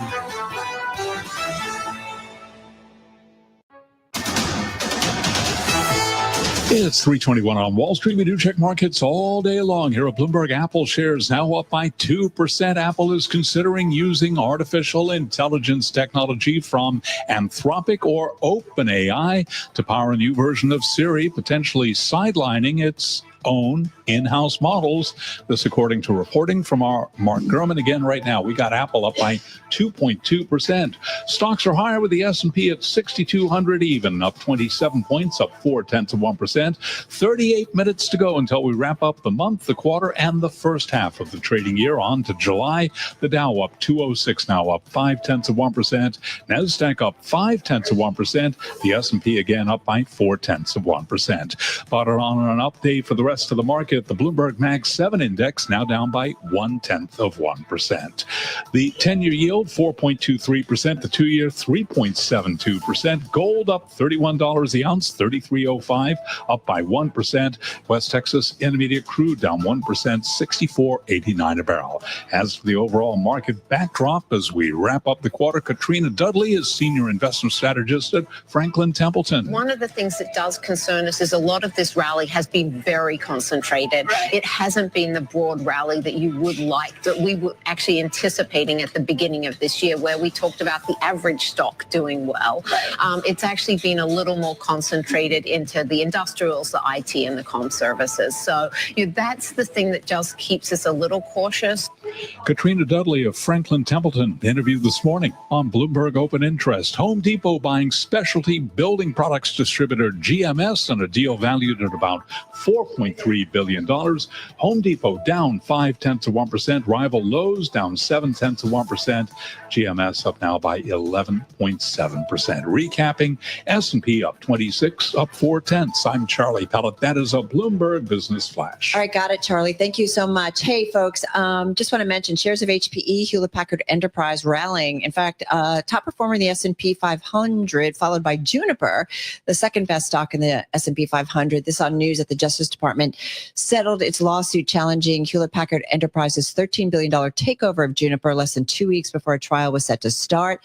The deal requires the combined company to sell HPE's instant-on wireless networking business and auction off a license to Juniper's competing Mist business. So just wanted to lay that out. We're watching that. There is a lot overall, though, going on at HPE, including, like many companies, I should say, in the tech space. It also includes a focus on supporting the big build out that is artificial intelligence. So let's get into that with our next guest. With us is Trish Damkroger. She is Chief Product Officer, Senior Vice President, and General Manager of High Performance Computing and AI over at HPE. She joins us from Portland, Oregon. Trish, by the way, former Deputy Associate Director of Computations at the U.S. Department of Energy's Lawrence Livermore National Laboratory. She led a group of more than 1,000 engineers and scientists focusing on supercomputing efforts. Trish, good to have you here. A lot to get to. I want to ask you, though, anything you can share with us and our audience, our Bloomberg audience, about the news today about the Justice Department lawsuit being settled. The stock is up in a big way. Just big, broad macro. Anything we should know? We're happy, and I'm sure more will be coming out. Oh, okay. To be continued. All right. Look forward to that. Let's talk about your world and what's going on in AI. First of all, set the picture in terms of what you guys are seeing and your understanding of what's going on in certainly kind of the supercomputing LLM world. How much the AI demand and ramp up is. How would you describe it today? How has it changed in the last few months? Is it more? Is it less? Is it the same? Give us some kind of context. Yeah, so I think over the last 2 years, we've seen this huge growth and interest in AI, especially the large language model builders. And we all know who those are, the Anthropics, the OpenAI, the Groks. So we've definitely been seeing that. I wouldn't say that we've had a market increase over the last, it's been kind of a very steady growth rate of anywhere from, depending upon the segment, of 40% down to 20%. So lovely growth for this market, people building up the infrastructure. But interesting. So you don't see are you saying you don't see a growth in adoption of these platforms? Do you not see your colleagues using them like exponentially more for work? So I definitely see that. Yes, I think that the enterprise market is still trying out a lot of this, but on average, they're saying about 5 hours per week, people are using them for the repetitive task. I mean, I definitely use it for help with email and transcription. And so a lot of those repetitive things, I still think there's some killer apps that will be coming along that will get more widely adopted. What I see the main spend right now is the tier 1 and neo clouds that are spending to develop the models. So does that mean, okay, and forgive me, I'm going to bounce around a little bit, but Salesforce CEO Mark Benioff talked to our own Emily Chang for one of the episodes of The Circuit. And he said that AI is doing 30% to 50% of the work at Salesforce, and just talked about how much work is being done. I feel like there's momentum around it. Do you think it's not going to be as dramatic in terms of the impact on workers in the workforce? That's a great conversation. And I've had it with many different segments. When we talk about this, I do think it's going to impact certain areas more and more, right? Those, even as my daughter, who's a software developer, right? Is she going to be out of a job for those entry level? AI is now helping her code, not replacing her. And will it come to that? Maybe, and maybe 5 years or something, but we're still just, it's definitely an aid and not a replacement for a lot of the work that we're seeing. I do think more of the manual labor, AI will definitely start replacing that and is replacing that. But in terms of your job, you're in charge of high performance computing effectively. And I guess the idea here is that HPE has a supercomputer or some sort of computing system that is more efficient than others.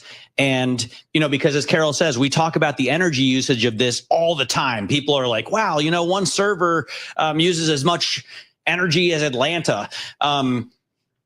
You're working to try and cut the energy needs by making your systems more efficient, right? Right. So let's just go back. HPE acquired Cray over 5 years ago, and Cray is the leader in supercomputing. So we have the top 3 fastest supercomputers in the world. El Capitan is an example at Lawrence Livermore National Lab, where I came from. So these are great examples of very dense parallel compute. It just turns out that AI needs the same exact compute. Put us in a really good place because we've been doing this for 50 years. And we've been doing liquid cooling for 50 years and have a ton of IP in this space and truly the experts in the world. So we have taken that expertise and we are helping it to accelerate the infrastructure build out of our customers, getting them to where with our 100% fanless direct liquid cooling, that means everything's cooled, not just the GPUs and CPUs, but the switches, the memory, every component is cooled. That reduces the energy needs by over 90%. So that's a huge win for, as you talk about the increased need of power. We're talking gigawatt data centers, not megawatts, and what we can do to help our customers reduce their power bill. And in terms of development and constantly looking to create products that make this much more sustainable, I'm assuming you guys are seeing that it'll even be better, I don't know, in the next year, 2 years. Like, talk to us about that kind of evolutionary process, because it does kind of blow my mind that I feel like the stories went from AI companies and ChatGPT and so on and so forth to all of a sudden all the power demands, as Matt mentioned too. And it's gone to, okay, so how do we make it happen? I mean, Alphabet's Google agreed to purchase 200 megawatts of power from Commonwealth Fusion Systems' planned first commercial plant, which is expected to begin delivering electricity to the grid in the early 2030s. I mean, these guys are thinking not about today, next week, next month, but what power they're going to need, 5-10 years from now. And, I was at Davos a year and a half ago, and I came home, I'm like, babe, we've got to invest in small nuclear reactors, because, it was so clear that that was going to be where everything needed to go. But when we look at that, we're also bringing in our expertise, so new technology to kind of help. So one of the things is just power management. So through software, turning things off when you don't need them, just basic management monitoring is going to be core and what is needed. The other thing is we are working with different companies to look at heat reuse. So taking the hot water that comes out of your supercomputing and using it to heat buildings. We do this with a number of our customers. We're also doing some. That is cool. That's very cool. Really cool. So you basically use the energy. Buildings. Yeah. After you've cooled the system, you use the energy that's essentially left over to achieve some other tasks, like heating the building. Right. That's happening up in Lumi in Finland. We're working with a company in Quebec, and they're growing tomatoes in the greenhouse with that energy. So this is, I think, going to be a great opportunity to not, just maybe waste that energy. We're working with NREL, a Department of Energy lab, to do R&D of what more can we do. So we have some strategic programs. And then a lot of our customers are also using the supercomputers or AI machines to look at future. Like we work with this small startup in the US that's looking at how to use AI to get small nuclear reactors or nuclear reactors to the market faster by decreasing the needs of the regulatory, not the needs, but how to get through that system faster. Or some of my favorite stories are from the supercomputers, where there's the National Ignition Facility at Lawrence Livermore National Labs, where they've used AI to come up with the design for the pellet for fusion energy, which could be a holy grail of energy moving forward. But a long way off still. Yeah, I mean, you talk to different people, but yeah, that one's going to be longer. But definitely, I think the small nuclear reactors, nuclear reactors are closer in. Yeah. And then there's, different compute, whether you talk about quantum computing and those kind of things that I also think are a little bit further out, but maybe in between that fusion and the nuclear reactors. I think it's cool stuff. Very cool stuff. I'm actually positively surprised.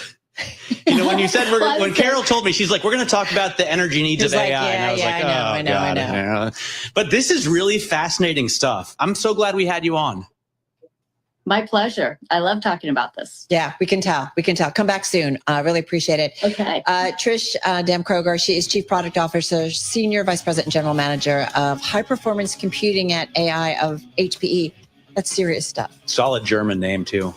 Damkroger. Damkroger. Oh, why didn't you help me out there? This means she's a grocer or the family of grocers. Sam Stovall's coming up. I can't wait to talk to him about the quarter and the year.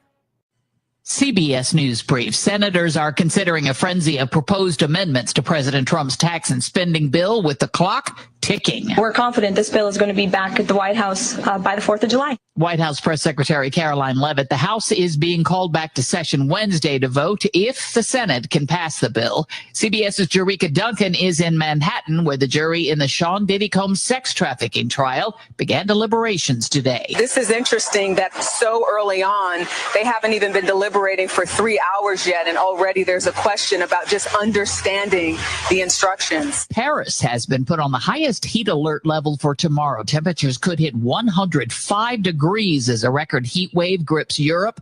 This restaurant owner joined the crowds heading to hardware stores. I'm here to buy a fan, and it has to be strong and not too loud. I guess that's the dream. On Wall Street, stocks are higher. CBS News Brief, I'm Cammie McCormick.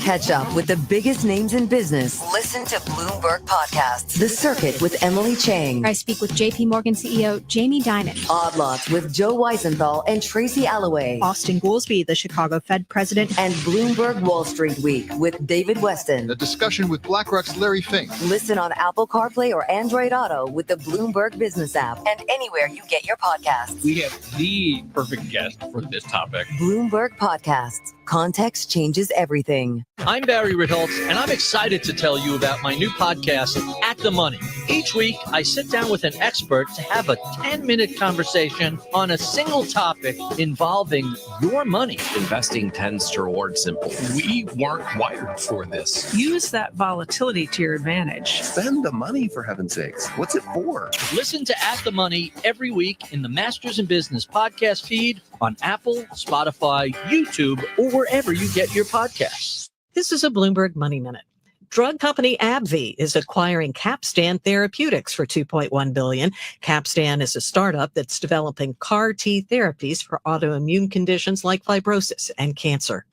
Moderna is a step closer to offering a single shot that protects against the flu and COVID-19.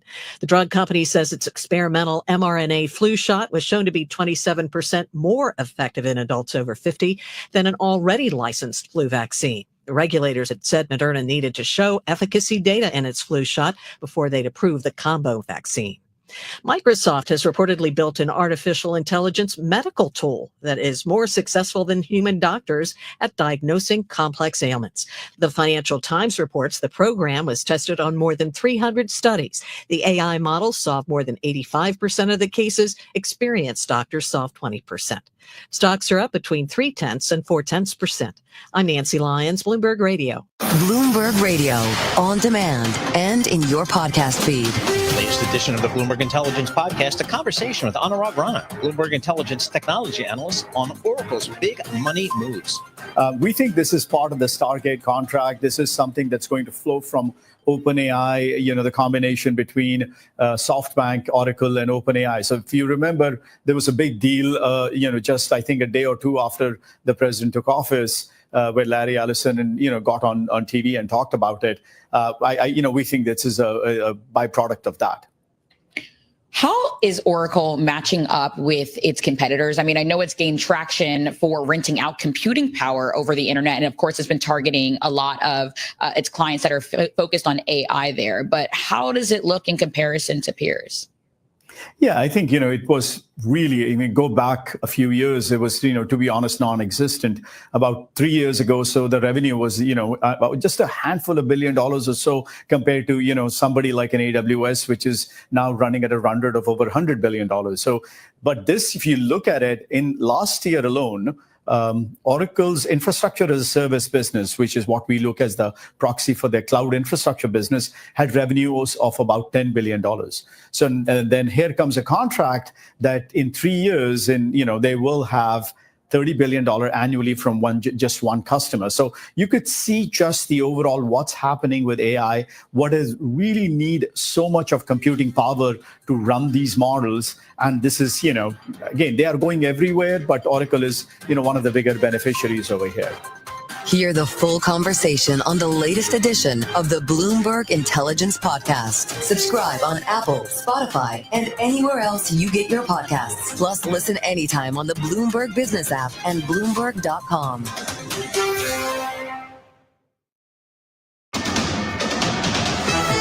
It's 3:40 on Wall Street. We do check markets all day long here at Bloomberg. The minutes are ticking away in the second quarter, the third quarter, and second half right around the quarter. So let's head over to the First Word breaking news desk. Stocks at a record, and with today's afternoon call, here she is, Jordan Fitzgerald.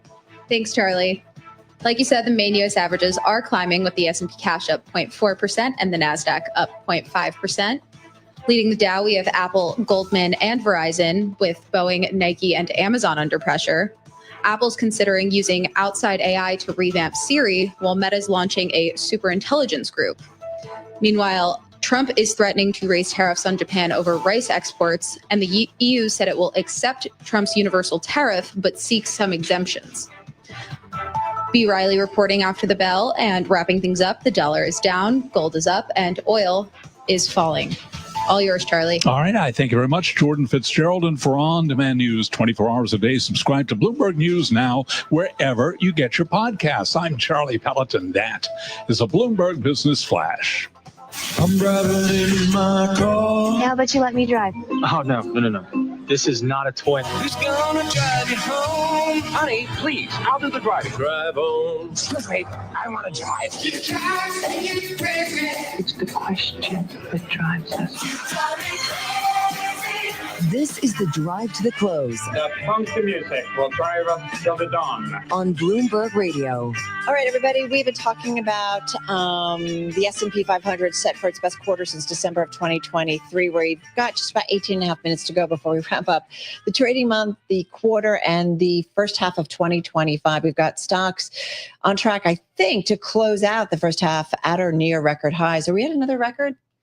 Well, we're definitely at another record if we close at this level, right? 62.01. In fact, we're pretty much near a record intraday high as well, because we're at the highs of the session. So, yeah. Yeah, there.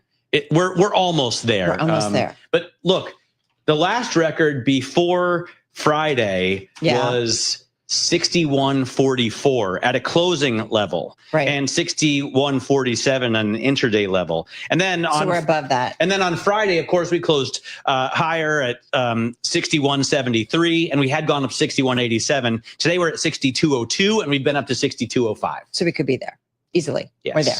Okay, so let's get to it. Let's see what Sam Stovall has to say. Chief Investment Strategist at CFRA Research, joining us from Allentown, Pennsylvania. Sam, always great to check in with you and have you here with Matt and me. I feel like you are someone who has watched the markets for a long time. You watch earnings, you look at valuations, really thoughtful. So I am curious, we're curious, how are you thinking about kind of the quarter, the month, the first half of 2025? Hey, Carol. Hey, Matt. Good to talk to you both again. Well, certainly it was a very good first half, but I would say it was a tale of two quarters. Certainly in the beginning of the first quarter, things were looking rosy. We hit a new all-time high.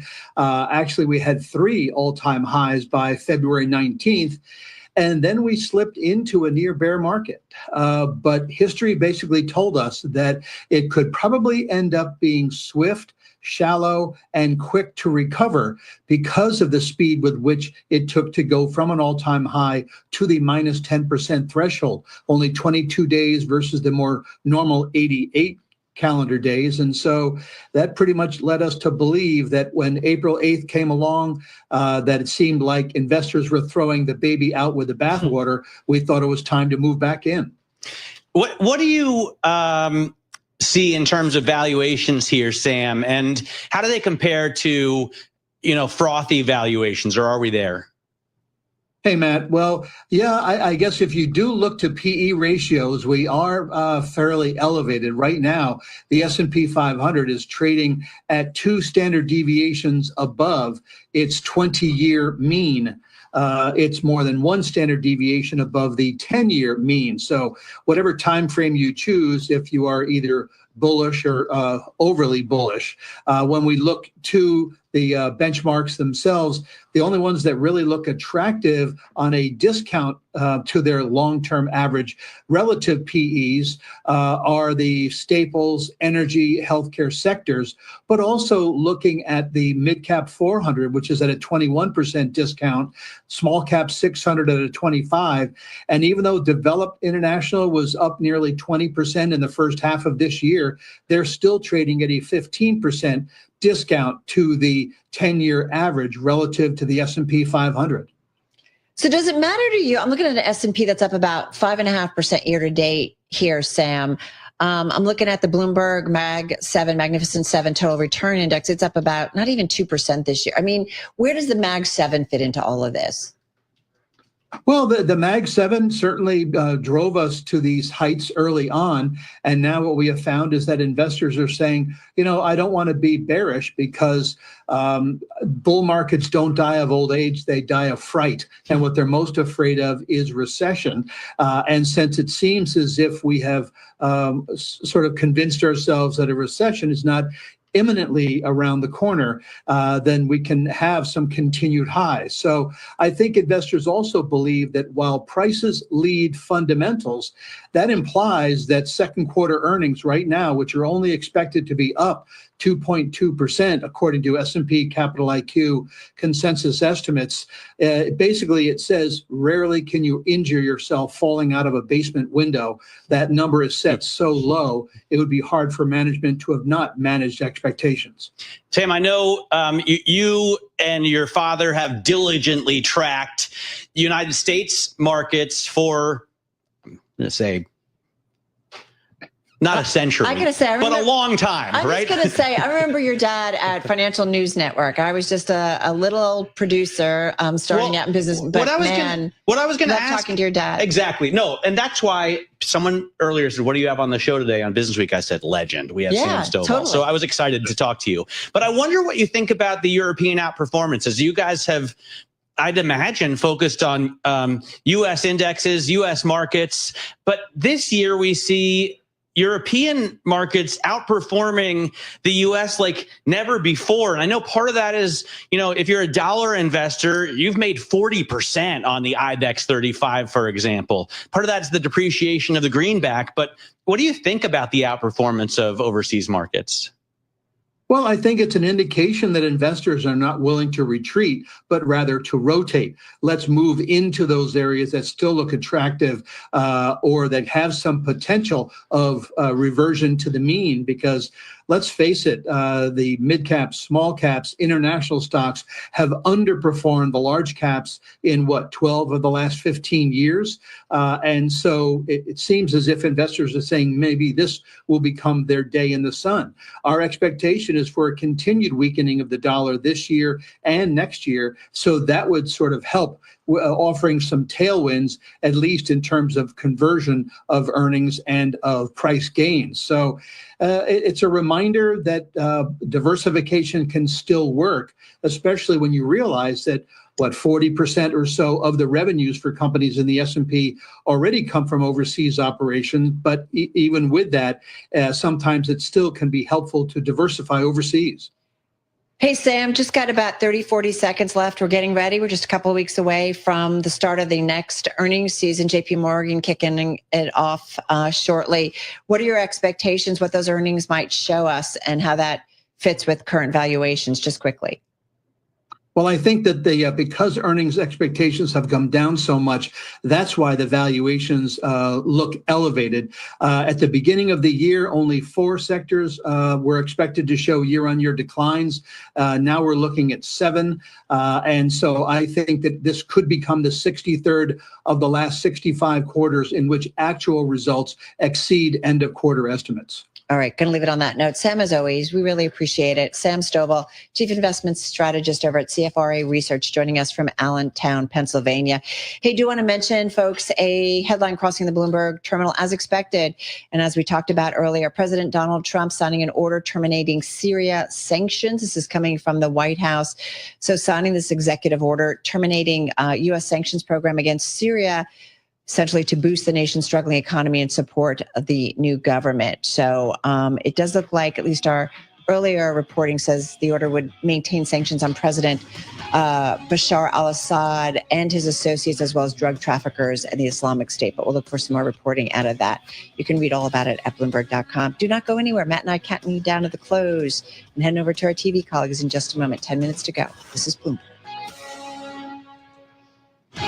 If you never want to miss a Bloomberg Business Week story, become a subscriber today. Unlock deep reporting and analysis from reporters around the world. Check out our offers right now on Bloomberg.com/subscribe.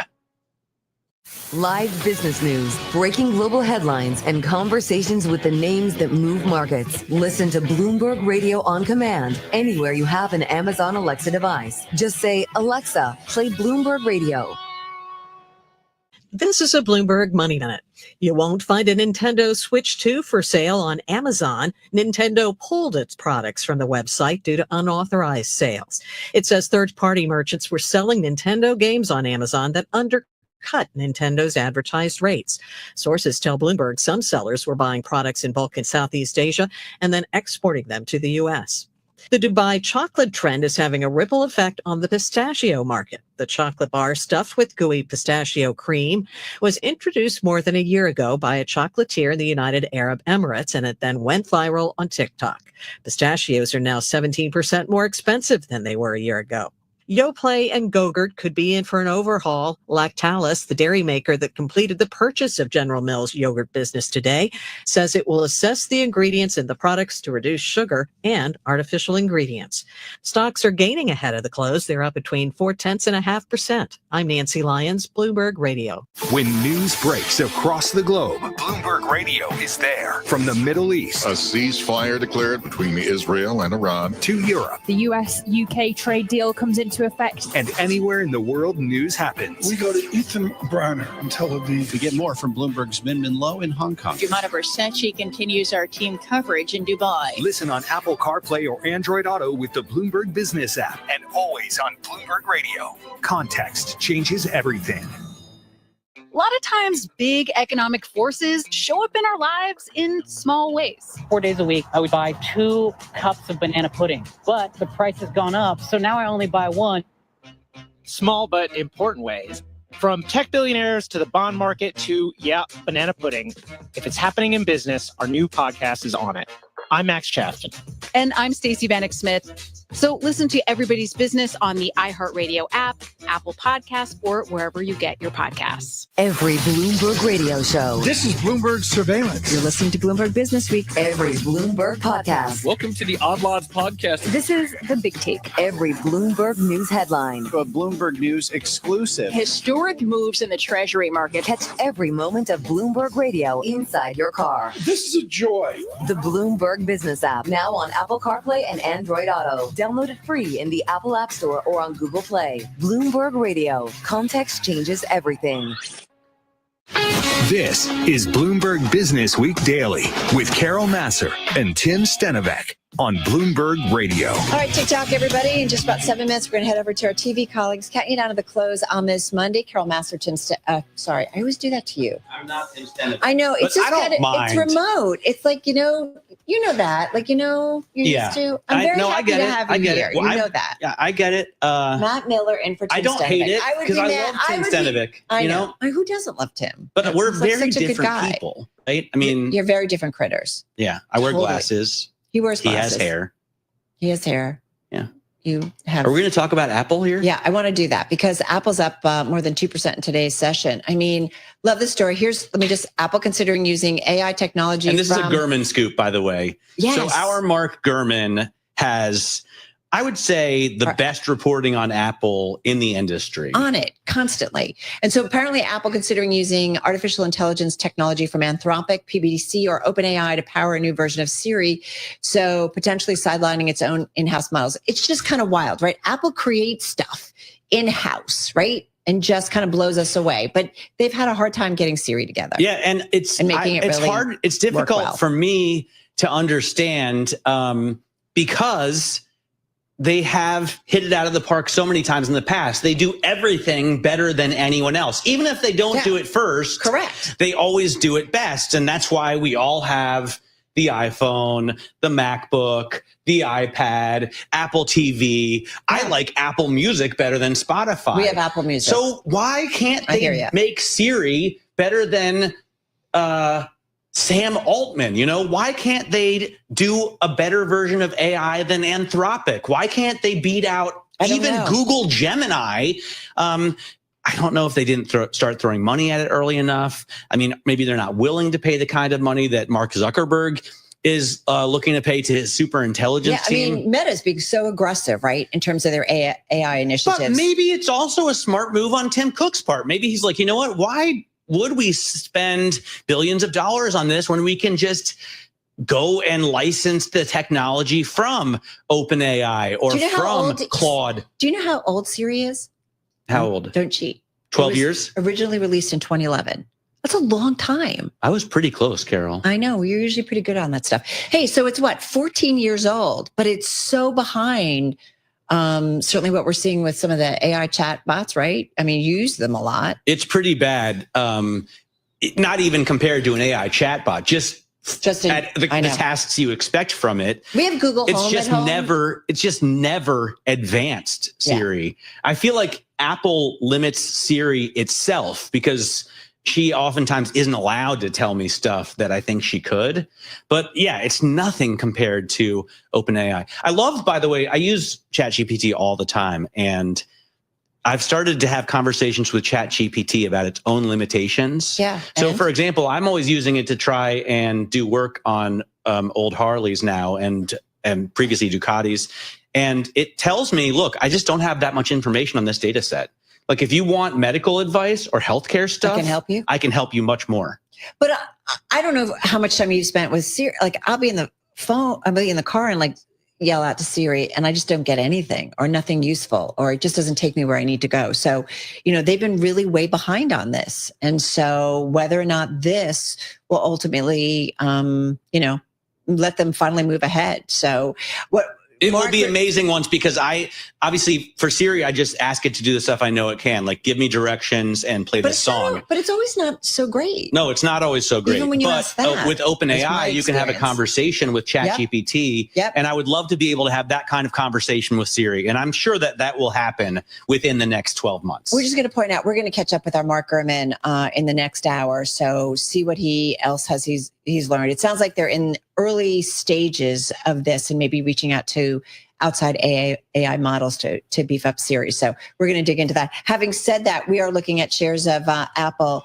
They're definitely rallying in today's session. We're looking at the stock up as much as 3%, right now up about 2.2%. So definitely getting some move to the upside. And we've got stocks. Matt, looks like we're going to close at a record. We're just off our highs of the session. Do not go anywhere. Matt and I heading over to our TV colleagues. The closing bell starts right now. Broadcasting 24 hours a day at Bloomberg.com and the Bloomberg Business app. This is Bloomberg Radio. The Closing Bell, Bloomberg's comprehensive cross-platform coverage of the U.S. market close, starts right now. And right now, we are 2 minutes away from the end of the trading day.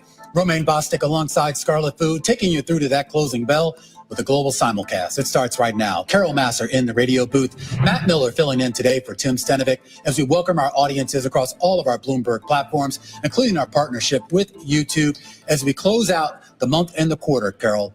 on a relatively high note. Yeah, I mean, so much bouncing around that we've seen in today's session, but fascinating to just watch what over the last hour, 45 minutes, we've seen, Matt, stocks really bounce to the upside. So we're going to, pretty much close at almost our highs of the session. Yeah, and like I said, we saw that, and I'm sure you've been talking about Romaine as well. On Friday, after a brief drop, we had on your program, stocks closed at another record high. They shot up today. We're over 6,200 right now and have been to 6,205 at the intraday high. So not only do we have continuing, record after record on the NASDAQ, we're seeing it now in the S&P. And of course, the next thing that's going to move markets is the jobs report later on this week, coming a day early because of the 4th of July holiday. And after that, we have earnings season once again. Have the estimates and the stock prices merged enough to not get a dramatic reaction? And it's kind of interesting. We're actually seeing a lot of analysts out there actually start to downgrade their outlook for earnings. And that's kind of been the trend line before.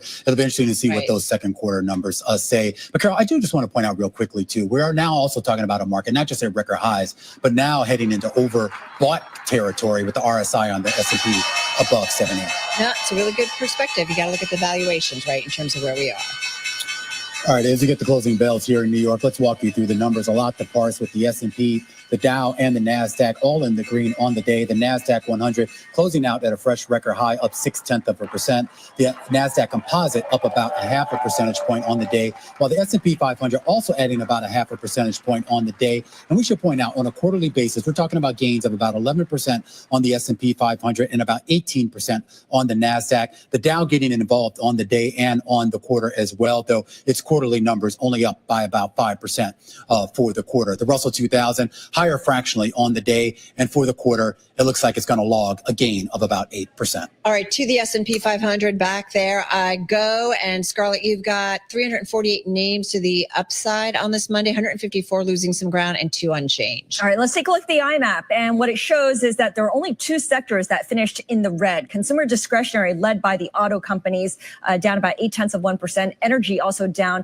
0.6%. Meantime, you have technology, financials, and real estate investment trusts leading the advance. All right, to the individual gainers. So HPE, guys, number one gainer in the S&P 500, a gain of 11% in today's session. The Justice Department settling its lawsuit challenging HPE's $13 billion takeover of Juniper Networks. So what they are going to require is that the combined company sells HPE's instant-on wireless networking business and auction off a license to Juniper's competing Mist business. Still has to be approved by a court, would negate the need for a trial that was set to start July 9th in San Jose, California. And the deal would have consolidated the sector from 3 major players to 2, controlling 70% of the market. But the settlement basically preserves competition in the global networking market. But nonetheless, investors cheering HPE. I should point out Juniper also doing well, up about 8.5%. Now I'm going to flip on over to Oracle. It was up as much as 8.5% in today's session, finishing the day with a gain of about 4%, rallying on news that it has signed a single cloud deal worth $30 billion in annual revenue, and it's expected to start flowing in fiscal year 2028. It did not name the customer, but the deal among the largest cloud contracts on record and would represent nearly 3 times the size of its current infrastructure. You know what I love about this? It said $30 billion annually, right? Yeah. So narrow it down. I mean, how many customers are out there that have $30 billion? Gotta be one of the big dudes, right? So yeah, it's a list of about 5. Sounds like, want to give a hint? No, not on air.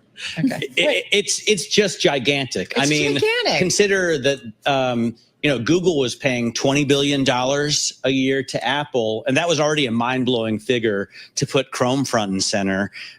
So this, is 50% more than that, obviously. It's just huge. Our Brody Ford said, unprecedented scale, unprecedented win for Oracle, but they're also going to have to spend big, right, to meet this, and build it out. So just keep that in mind. Also, $30 billion at the deal that they're offering. I don't know if you listen to Bloomberg Radio very often, but never listen. If you sign up for Oracle's web services now, switching from another provider, they'll give you 50% off. So it would be $60 billion a year. I'm not sure. They got a sweetener. Okay. All right. I'm going to go to something a little bit different, a little bit nutty. Ticker is BMNR, Bitmine Immersion. And this one's soaring. It's a microcap Bitcoin miner announcing a $250 million private placement to fund an Ether treasury and named Thomas Lee, the founder of Fundstrat, as chairman of its board. So following in the likes of a model that we've seen by, we talked about this with Joe Weisenthal, a model created by Michael Saylor over at Love Tom Lee. Yeah, exactly. Stock up 694% here in today's session. Do you not love Tom Lee, Scarlett? I mean, he is a CNBC contributor, so I'm just marveling at the share price jump from $4 and change to $34. It's crazy, right? Pretty remarkable. It's kind of crazy. And I should point out, honorable mention, Apple up about 2% as it's considering maybe outside AI to help Siri. People are happy that it's not going to spend more money on AI. I know. Trying to build its own AI. Just buy it, right? Here are the losers. Amazon.com. I'm not sure if this is why it's down, but I'm sure you've all seen the reporting that you can't get Nintendo's Switch 2 on Amazon.com, the U.S. site, because of a fight they had previously about selling unauthorized Nintendo games. Apparently, people were buying packs of Nintendo's games in Asia at a discount and then bringing them here to sell for cheap on the U.S. site. Now you can't find a Switch 2, which is like the biggest console launch of all time. They sold 3.5 million Switch 2s in the first 4 days, and they're looking to sell 15 million total. Tesla, you saw down as well. It had been up briefly in this morning's trade when I was anchoring Bloomberg Open Interest, which is weekdays from 9 a.m. to 11 a.m. on Bloomberg TV. So Elon Musk was out on Saturday slamming the one big, beautiful bill because it cuts the EV subsidies sooner than expected, or sooner than previously was planned. In September, you won't be able to get the $7,500 back if you buy a Tesla or some other EV. And then some smaller stocks, ChemEd down after the hospice service provider saw weaker than expected Florida Medicare results in April and May. It's a much smaller, now even smaller, I think a $7.5 billion stock, CHE, the ticker. Fortive, FTV is about twice as big. That company down after management said second quarter revenue will be hurt by increased pricing pressure and lower demand. The company also completed separation of precision technologies segment as Ralliant Corp, which trades under a separate ticker, RAL. So a couple of little movers there, but I thought the big ones were more interesting, actually. All right, I'll add another mover to the pile here in after hours trade. Shares of Boeing fractionally lower. This after announcing that they are going to implement a new CFO. Brian West, who's been in the job for a little less than 4 years, going to be stepping aside. And Jay Malavy, who had been the CFO over at Lockheed Martin up until about April, will be taking on that role. Of course, Kelly Ortberg, relatively new CEO at Boeing, has been trying to reshape things and get this company and, more importantly, the stock back on track. But again, the headline, a new CFO at Boeing. All right, let's check in on yields for just 1 second here. We did see them move down, as that, of course, has been the trend line for the past few weeks, a continued steepening of the yield curve, only down about 3 basis points on the shorter end of the curve, a little bit more of a move that we saw on the longer end of the curve, dropping about 5 basis points for your 30-year yield. All right, guys, I want to get to some of the stories that definitely caught our attention. Matt and I have been talking about this a little already, and I'm assuming maybe a lot of folks in the newsroom, because it was a pretty hot weekend. And so not sure how many people ended up staying inside, maybe watching some stuff because, in their air conditioning. But Squid Game, it's next season coming out on Netflix, not doing so well. And I got to say, I finally watched the first seasons. I don't know. What season are we in? Are we in 2 or 3? We're in 3. I think. We're in 3. All right. I think I watched the first 2 seasons because my daughter. The first 2? My daughter. How could you, after watching the first one, why would you want to do that to yourself again? What a horrendous My experience. daughter and her friend were like, "You've got to watch this. I feel like it's part of our cultural background." And I was kind of. It was depressing. It was super depressing, but I kind of couldn't stop watching. It would have to be 150 degrees out before I would watch this. I mean, I saw the first one because I thought I needed to understand its commentary on society. Totally. But I don't need to see that commentary 3 different times. I mean, it was a horrible, horrible experience. What a depressing. I know. I mean, why would I want to spend my time doing that? Did you guys watch? I didn't watch. I watched the first one. I didn't watch the second one because, just as Matt expressed, I was like, I think I got the message. I don't need it hammered in to me. Romaine, you have no Squid Game? I haven't seen this. I mean, honestly, I'm not a fan of squid. So, yeah, not really my cup of tea. No squid there. Not even fried, like calamari or something? I don't know. And I'm a conspiracy theorist on that. It's not real squid, right? All right. You know what it is. What is it? Octopus? No. Google it yourself. Okay. Or perplexity it or whatever we're saying now these days. All right. Thanks for the help there. All right. We're going to wrap. You're going to be shocked, man. Wait, we didn't. I thought we were going to talk about F1. That's what I care about. I thought you guys were going to talk about F1. He's really upset. I mean, he wait till it's available on Apple Plus. We can talk about F1 then. You have to see it in the IMAX. That is a wrap. Our cross-platform radio, TV, YouTube, Bloomberg Original, Scarlett, and Romaine continuing there on TV. Matt and I continuing here on Bloomberg Business Week Daily. He's, of course, in for Tim. We'll see you again, same time, same place tomorrow. This is Bloomberg Business Week Daily, reporting from the magazine that helps global leaders stay ahead, with insight on the people, companies, and trends shaping today's complex economy, plus global business, finance, and tech news as it happens. Bloomberg Business Week Daily with Carol Masser and Tim Stennebeck, live on Bloomberg Radio, television, YouTube, and Bloomberg Originals. All right, everybody. Carol Masser, and we have Matt Miller in for Tim Stennebeck here, getting ready to wrap up on Bloomberg Business Week. Not quite yet, because we still have a few more things to do. What's the matter? Well, I just Googled squid. What's the conspiracy theory about squid and meat? And so Google AI says the primary conspiracy surrounding squid meat, especially calamari, is the rumor that it's made from other meats, most notably pig rectum. Oh, boy. Which I guess I hope is not true. I think we need to move on. Yeah. But it makes me wonder about Romaine a little bit. I got to talk to him about that. We got to talk with him. All right. As you know, the second quarter is done. First half of 2025 done. Well, let's get some thoughts on what was, what may be coming. Vinny Catalano is back with us, president of Blue Marble Research, non-resident senior fellow with the Information Technology and Innovation Foundation, joining us right here in our Bloomberg Interactive Broker studio. Good to have you here. How are you? I'm well, thank you. How are you? I'm doing well. Curious what you had to say about where we are. You've been directionally bearish on the markets during the first half of 2025. My understanding is you now are leaning more bullish. But let's talk about this first half, because we've kind of been all over the map. Sure, exactly. Well, after when I was here in March, that for about approximately 2 weeks, maybe 3 weeks, I look like a genius. Okay, I got to tell you in the victory lap, etc., because we had the tariff, experience and all of that. And then, just like the European markets, and Matt was mentioning this before when you guys were speaking with Nostradamus, also known as Sam Stovall, that Matt brought up the issue about European markets, and it is really interesting how the U.S. markets are following the European markets in the same similar sort of market signal pattern, which is a breakdown. It looks like it's going to be the bear. And then within roughly a 30, 60-day period of time, a reversal to the upside. And they did that last year coming into this year. So when the U.S. markets did the breakdown, I'm here, we talk about it, market breaks to the downside, signal says to the downside, and then within a month, you had the reversal at that point, and you have to respect the market signal. So even though the narrative says it should be such and such, the market signal tells you, upside is where we're at right now. Vinny, how much credence do you give to the technicals, and how much do you bring in the fundamentals to your research or to your view? A bit of both, okay, and separating the two of them. And the one other item that I would add to it is also the narrative. What's the story? What would be the narrative? Try to find what the narrative is. So that's the fundamental side of things, right? Well, not exactly, because the narrative can be anything. It can be fundamental from the point of view of being in the real world. Right. Okay. Well, fundamentals can shape the narrative, right?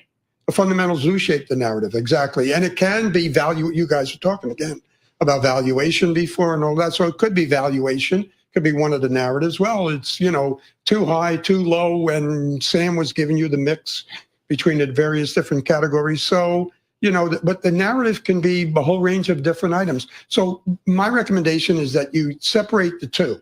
You look at the market signals, and frankly, there's only one that I look at, and that's momentum. And I look at momentum from a price performance point of view. We talked a bit about this the last time when Tim was here. And then you look at some of the other conditions in market signals, okay, such as history, what has happened in the past, historically, presidential election cycles, things of that sort, sentiment, all of those other elements. And you have that one bucket, and you come to that conclusion, full stop. Then you look at the narrative, the story, the earnings, dividend payments, etc. I just do wonder when you've got an individual in the White House that can, I think there is a strategy of keeping many things off balance. Of course. And so I just do wonder at some point, That's not narrative, right? She's talking fundamentals now. Well, that's kind of a narrative. But that's good. Right. It's good. No, but you're right. Like, and my point is, like, I think many have commented that that's part of the president's strategy, and I think in some regards it can be very effective. So, having said that, but is there a point as an investor you've got to make some moves, and do you constantly play it? If you're a long-term investor, you just ignore it and just figure out your own strategy, or do you say, I'm kind of out? You know, Paul Sweeney always says, look at the, Treasury trade. Like, you can get 3-4. It's not as good as it maybe was. Oh, it's been awesome. But this has been the best half in 5 years, I think, for Treasury. Why not for fixed income? Exactly. So, and just say, let me just go there, and I can get somewhat of a guarantee there, right? So I don't know. I guess I'm not quite sure how you factor that in terms of investing right now. How do you deal with the insanity of what we're going through right now? I think is the question. Well, for someone who doesn't believe in forever wars, the gentleman you're referring to is in a forever war. He's at war with a whole range of different things. They may not be kinetic wars, but they are definitely culture wars and a whole range of other things. So you're right. Keep things unbalanced. Friction, constant uncertainty, etc. All of those elements that are there. What do you do as an investor? One of the things, you take a look at your long-term scenario. You look at your, your thematic investing. You look at things like CRISPR. And even we've talked about that a lot on air. Exactly. You look at that. You look at AI and the opportunities that are there and what it represents. So, you take that longer-term scenario picture, that more thematic picture, and then you make your investment bets according to that. Now, you can manage the money on a short-term basis with asset allocation, adjusting, tweaking up and down, etc. But if you really are an investor, if your grandpa drinking Diet Coke, okay, then the thing that you should do is look at the longer-term picture, and at least for a good portion of your money, and then all of the other stuff, just play those, the different narratives, the different scenarios, etc. And that's kind of the better way to do it. And it's really good for your sanity, too. But first of all, the richest people in the world seem to drink Diet Coke. Have you noticed that? Are you talking about like Warren Buffett and so Bill on? Gates. Bill Gates. Remember that documentary on Netflix? He drinks like 8 of them a day. Yeah. Vinny, what do you think about the credit market? Because we did have the best February for the Treasury market, its best monthly return and biggest first half stretch in 5 years. If I look at index INGO on the Bloomberg terminal, I see 7.33% return for Treasuries this year. High yield is one of the best performers. Yeah. Yes. What do you think about credit? Market signal high yield, and it's a great point to bring up, is that if there were going to be economic problems, as they frankly appeared that there should be, okay, if there was issues to be concerned about, okay, it should show up in things like high yield, and it does not. A high yield market is telling you that interest rates look basically okay, that the Fed's got our back, that earnings are pretty good. I mean, you had Sam before talking about earnings outlook for this year. Then you got earnings outlook next year, and you got a double-digit number for next year. Until those numbers change, there's no justification for portfolio managers to get out of the game. Do you like the U.S. more than Europe? I just got about 30 seconds. I'm sorry? Do you like the United States more as being investable versus Europe? I'm globally agnostic. To me, it doesn't matter that much. Frankly, I would probably place more bets outside the United States than in the United States, because the consequences and the blowback and the second and third order effects of NATO spending, for example. Right. Okay. Less dependence on the United States.